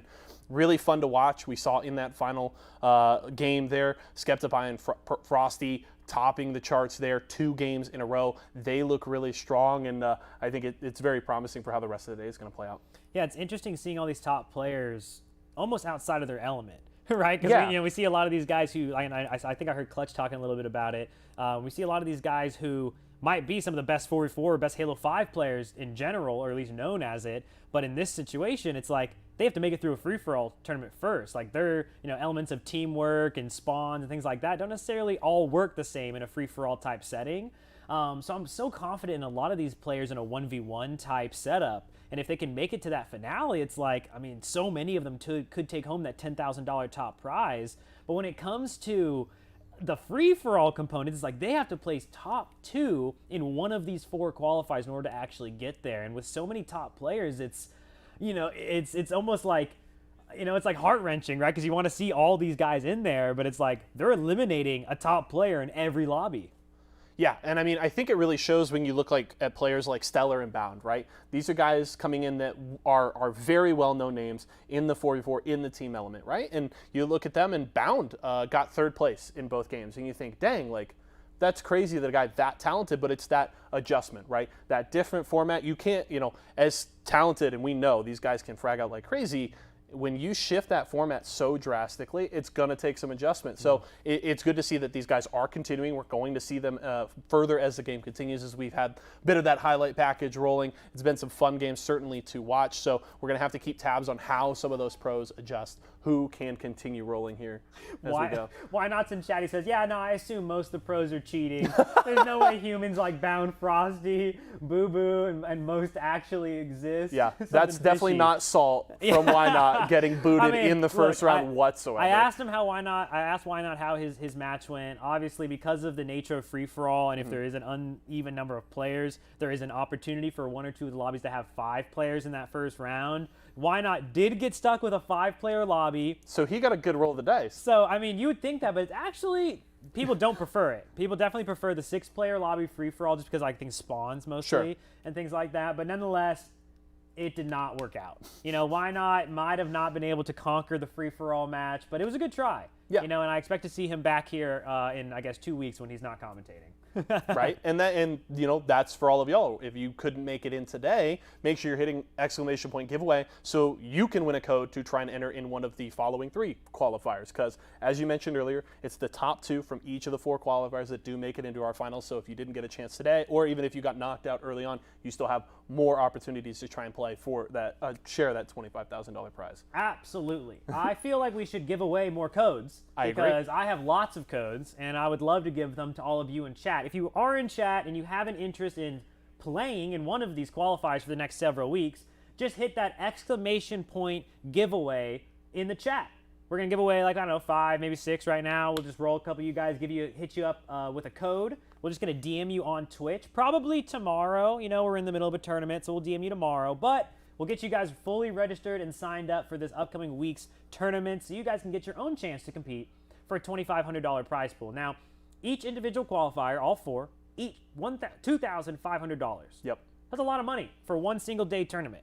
And these tournaments look like, maybe like 5, 6, 7 maybe rounds, depending on the total participant count of free-for-all. Then you walk away with up to $2,500, or your share of $2,500, don't worry. But all you have to do is make it into that final 6-man lobby, and you get paid out. Yeah. So I'd say that's a pretty good deal if I were you, but that's just the baby money. I mean, and that's especially considering, like, your cost of entry was, you go get some Rice Krispie Treats or a box of Pop-Tarts, or you hang out a chat and giveaway and get a code. Like, and you make it into that final lobby, you're walking away with at least $100. You got it. That's 5th or 6th, you get $100. If you can get first, it's $1,200. That's pretty good. So there's kind of a lot of upside there, and you just get to play Halo all day. And you get that invite into the finale, guys, which is going to be going on. That is a $15,000 prize pool for the finale, with the first place player taking home $10,000.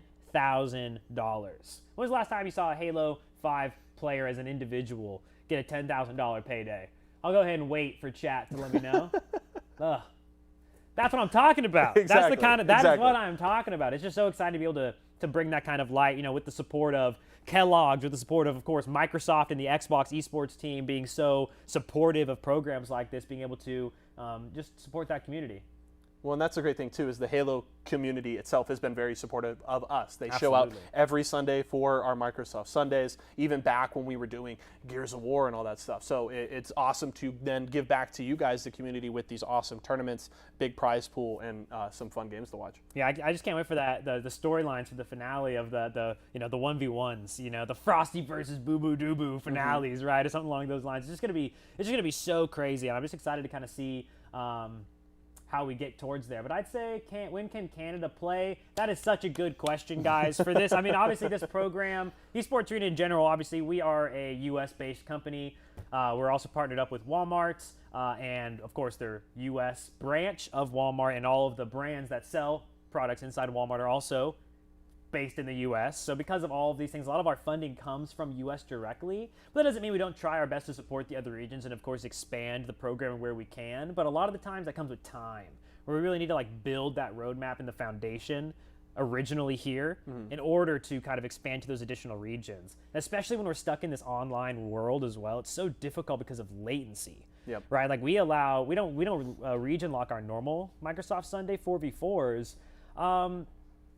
There's a little bit of, latency issues here and there. It's nothing too bad that's not digestible, especially in today's age, but boy, do I miss LANs. Let me tell you that. Yeah. I am excited to get back into LANs as we kind of continue through the year.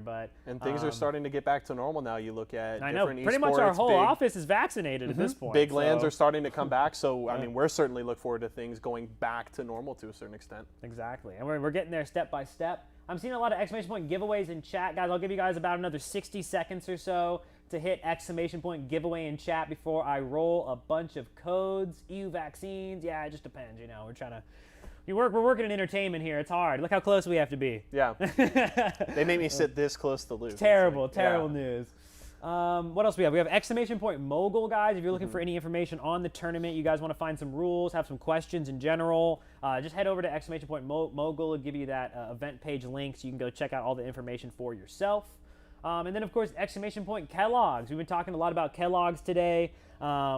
Huge. We love them. Obviously, we have these custom branded esports arena items on Rice Krispies Treats, Cheez-Its, Pop-Tarts, Pringles, and Apple Jacks Jumbo Snacks, and the other Jumbo Snacks as well. I'm just partial to Apple Jacks. Don't judge me. The Tiger Paws are fire. I actually had them for the first time today. I'm a huge fan. So, Kellogg's.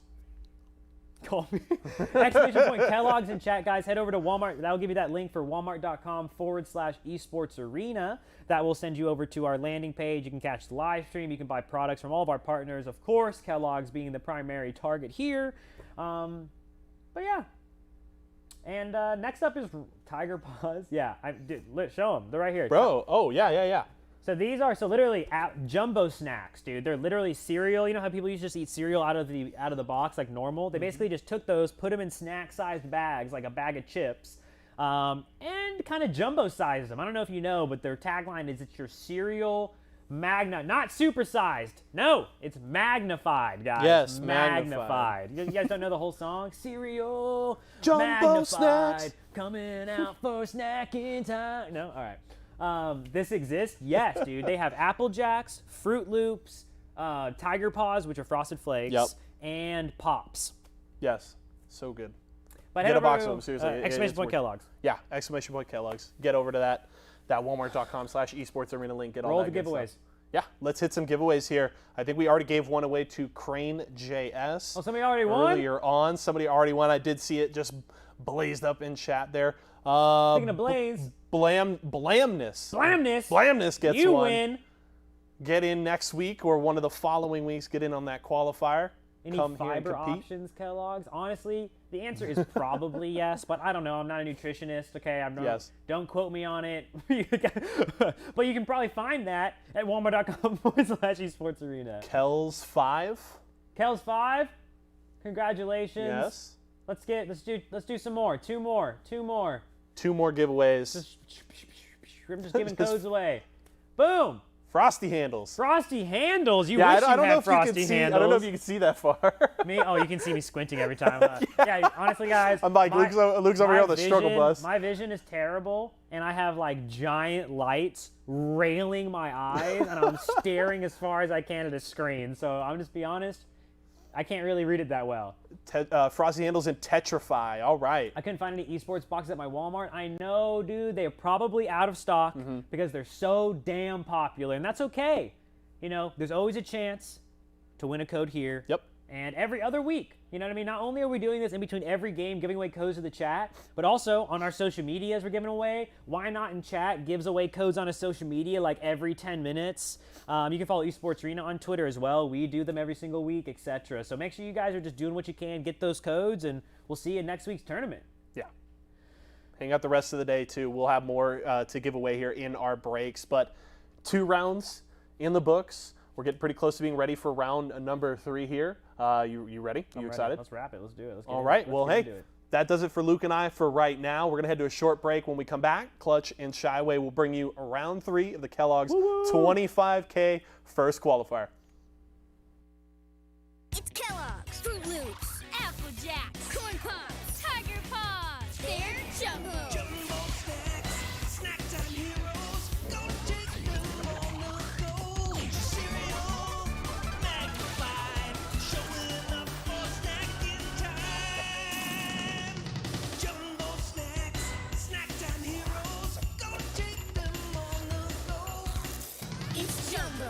You're snacking. It's Jumbo Snacks. Imagine you love frosting and filling. I do love frosting and filling.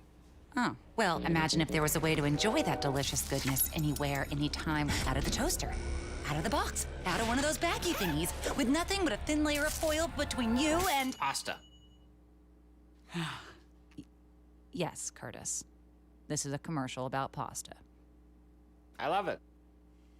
Frosting and filling for your pasta. I like pesto.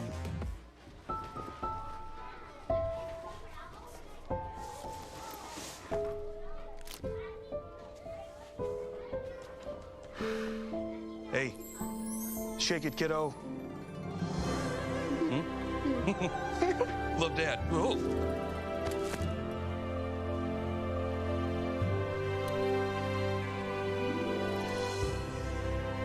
I've got this. Kellogg's Rice Krispies Treats. A little love when it's needed.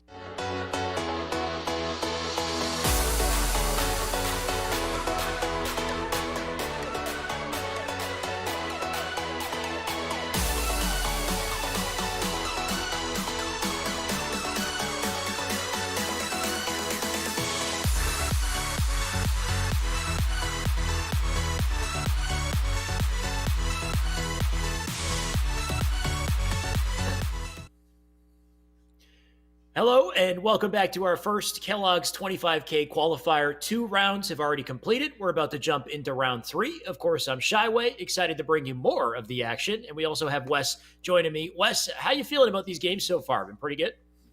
So far, pretty good. And we're starting to get to the point in the bracket where there's just big names everywhere and everybody's gunning each other, and people are going to have disappointing Sundays and people are going to be making names for themselves. So, as the further we get in, like every tournament, basically, the more exciting it becomes to me, because you see just the higher skill level, the bigger names, the more that's on the line, right? The more the pressure continues to build against these guys. When the games are close and it's the last minute, all of a sudden you're not in the first round anymore. You're in the finals, and that pressure makes or breaks a lot of people. So it'll be so fun to get to that point and just enjoying the journey as we get there. Great to see who out of these, individual players can really shine and stand out as well. We're already seeing some of that. Of course, we had the pleasure of watching some Frosty, Septify in the last series. We also have, of course, Bound and Renegade and Boo Boo looking really hot today as well. So once you put these lobbies together and you put all these boys in the same playing field, what's it going to be like? Who's going to really kind of pull away? And I think that's going to be exciting to see. Of course, for anybody who doesn't already know our format here, every single FFA is a 6-man FFA. You're split into groups of 6, and then only the top 3, or you split into groups of 6, you play 2 matches. Only the top 3 out of those matches get to move on to the next wave, and we continue to grab these top 3 until we're down to essentially a top 6. The top 6 are in the money. They make a portion of this $2,500 for today, but only to the top 2 in those 6 move on to the finals, the 1v1 finals. So we do actually have some replays for anybody who hasn't seen any of the action just yet. We had some great moments here.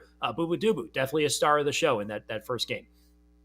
Yeah, Boo Boo Doo Boo is one of these players that I hadn't really thought about coming into today, and wondering who's the best free-for-all player out of the pros, because it's not often we see these pros compete at such a high level in free-for-all.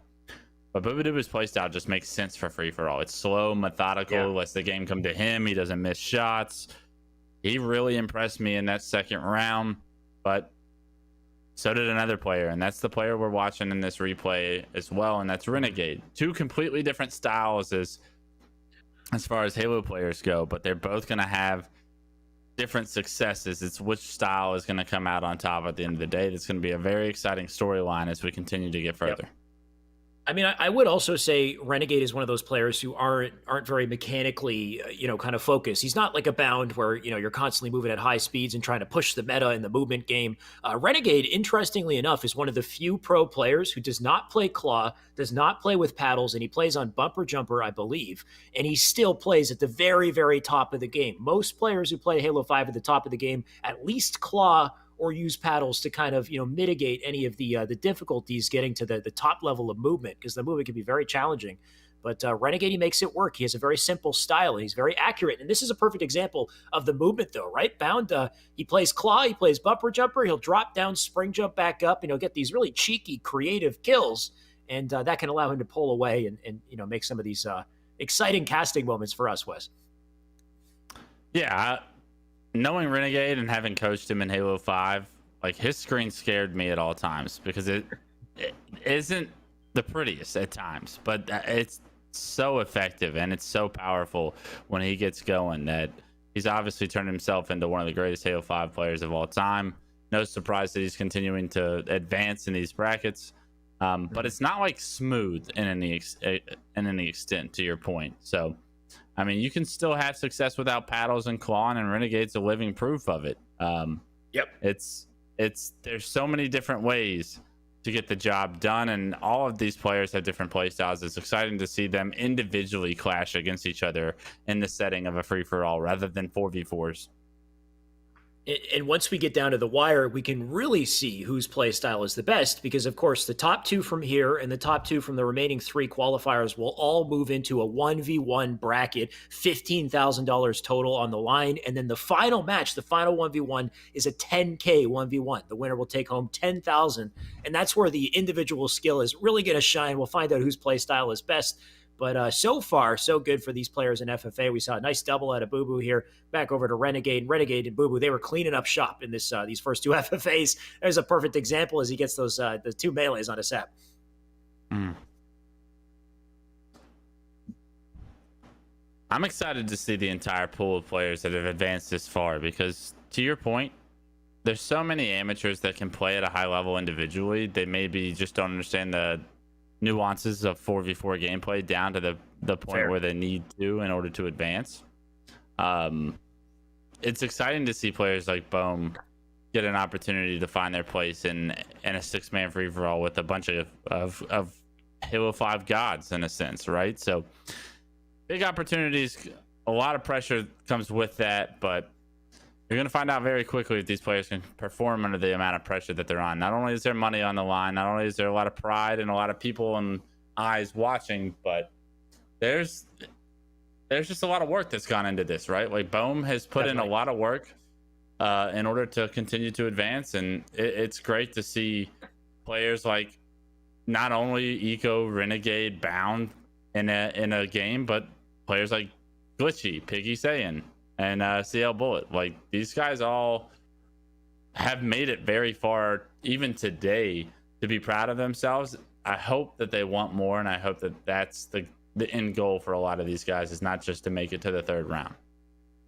Definitely. And I hope we get to see real competitive spirit come out of everyone, considering, Pro Series is over and this is the new big thing. Esports Arena, Kellogg's, they're really holding it down, giving us a reason to continue to compete in H5. But of course, as you can see on screen here, this is our next layout. These are the next 6 players we'll be watching. It's Eco, Glitchy, Renegade, Saiyan, Piggy Saiyan, who's a different player, Bullet, and Bound. Now, Bullet, we recognize from the Fire and Ice team. He's one of those players who will have a pretty tough lobby ahead of him because, of course, Bound, Renegade, Eco, Halo champions in their own right. And then you've got Glitchy and Piggy Saiyan. Glitchy, I know, is a great player. Piggy Saiyan has been kind of moving on up as well. I'd say he's at that AM level also. Anybody stand out to you, Wes? Yeah, I think it's got to be Renegade, right? I think. Sure. When I think of a free-for-all or an individual that's got a ton of skill that is going to be able to apply his will in a gameplay surrounded by others, Renegade sticks out first and foremost.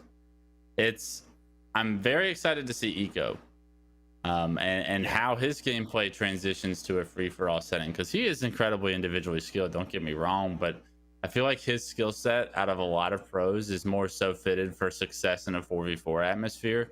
Agreed. Where he's able to understand rotations and he's able to understand efficiency and impact the game with like his head as well as his individual skill. It'll be interesting to see how far in this tournament he can go, because I would love to see him continue to go far and us stop downplaying the fact that he's one of the best individual players in the game right now. I don't think that he gets that individual credit a lot when we see Cloud9 or the old Splice have success. We're always talking Shotzi, Renegades, guys that are doing it with Snipe. Yeah.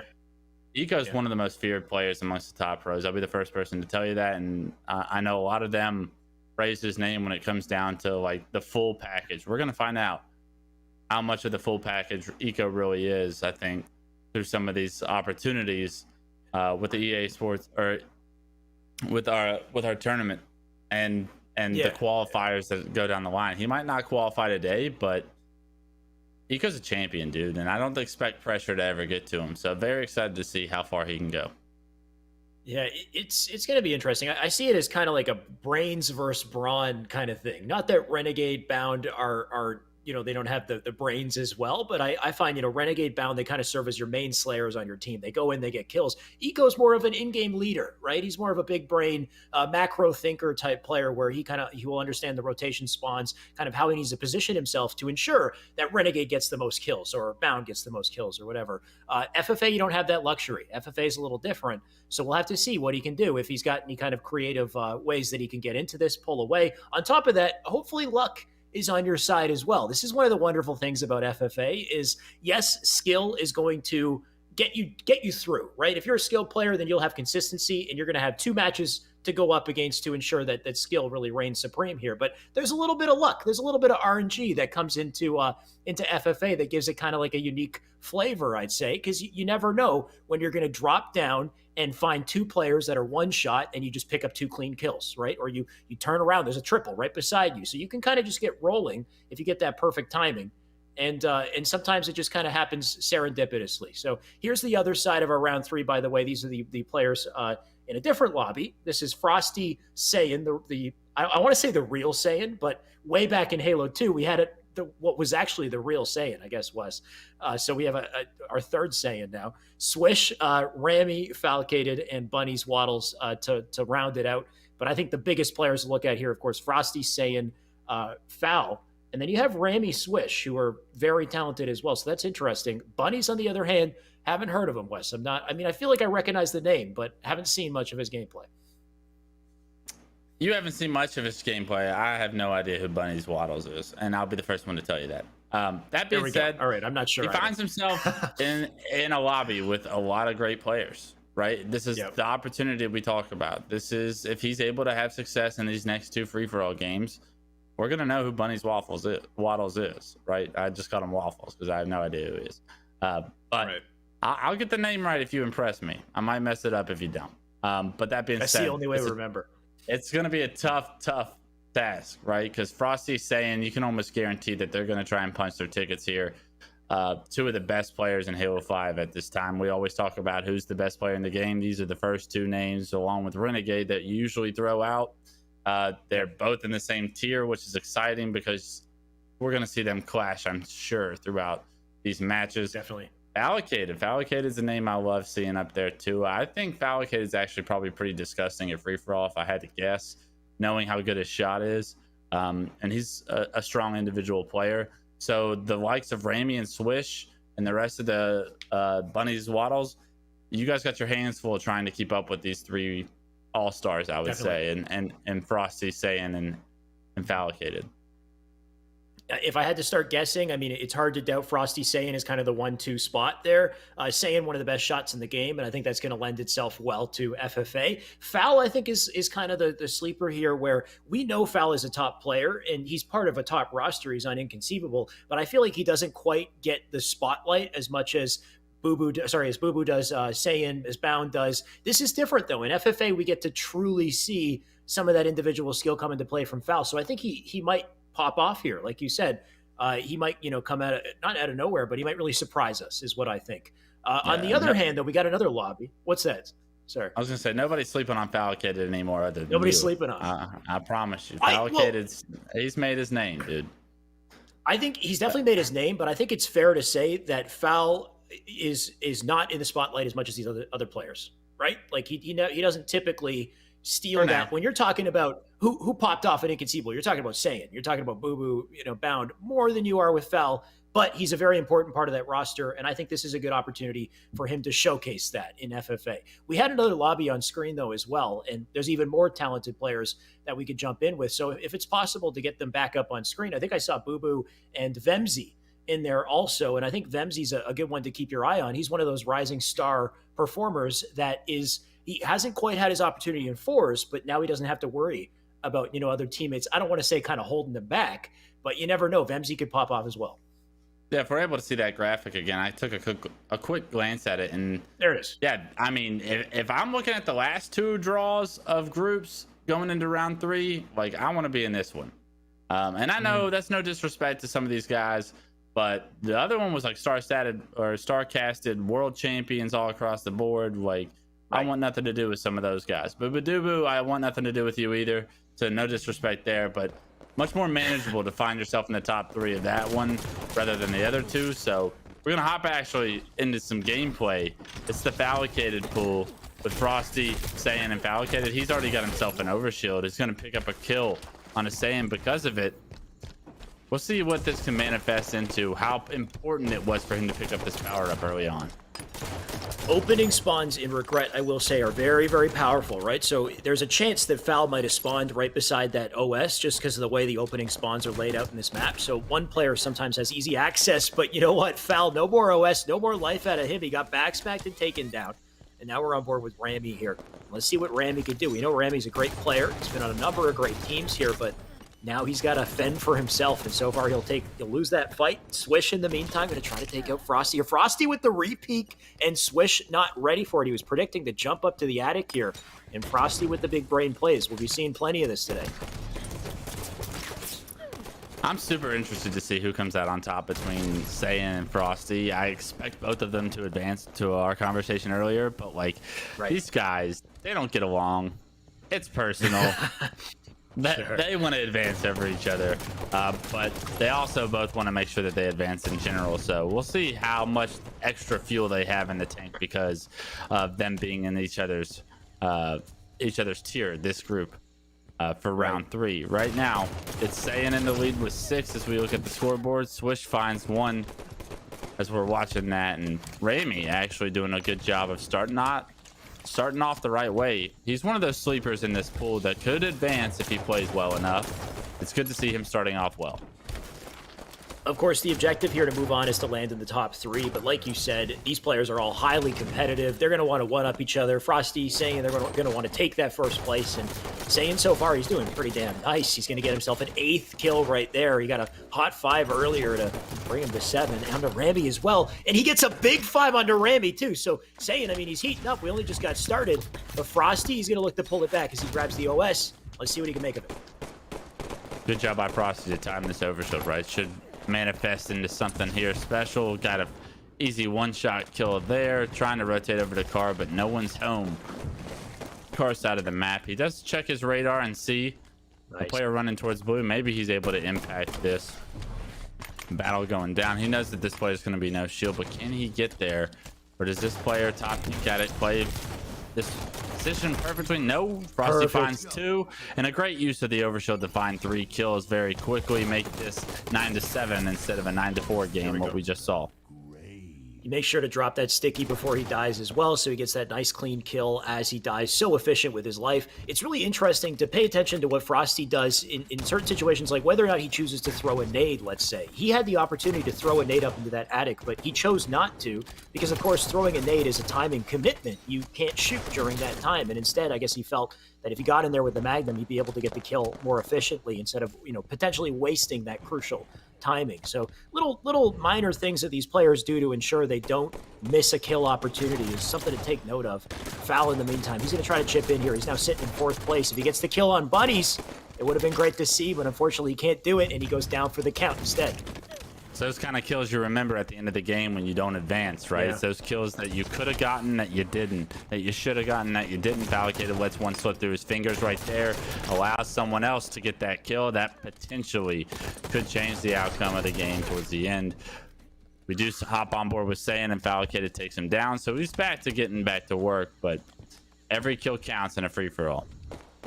Saiyan with a massive start, though. He's already at 16 kills here. Frosty 2nd place at 9. We got a new OS coming up very shortly here. So Frosty, he rotates down the bottom map.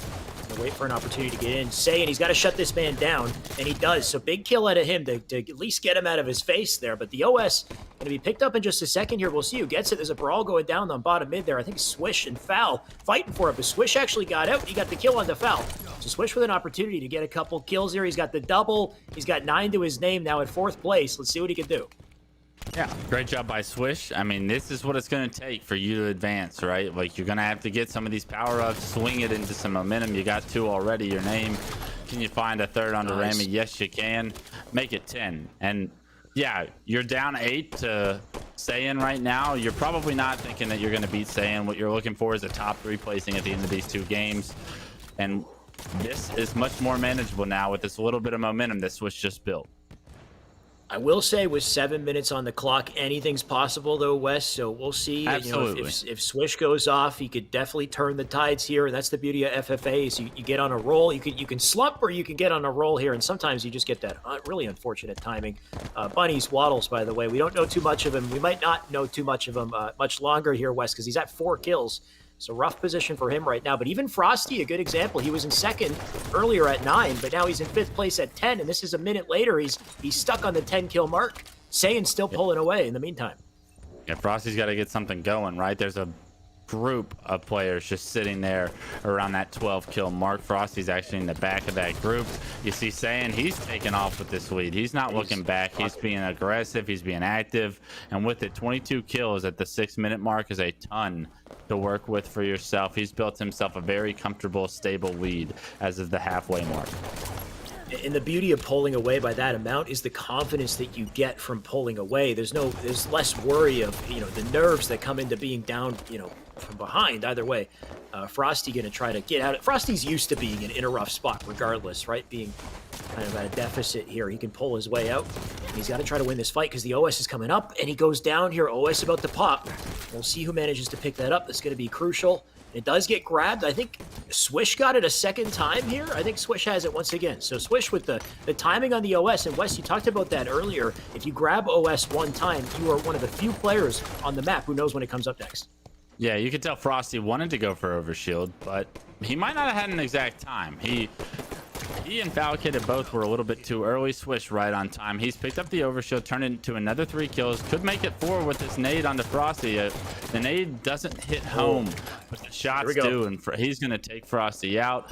That was a huge momentum swing for Swish. It's all started by this Overshield, so he's doing a great job of making sure that Overshield is something he stays on top of and helps him impact the game.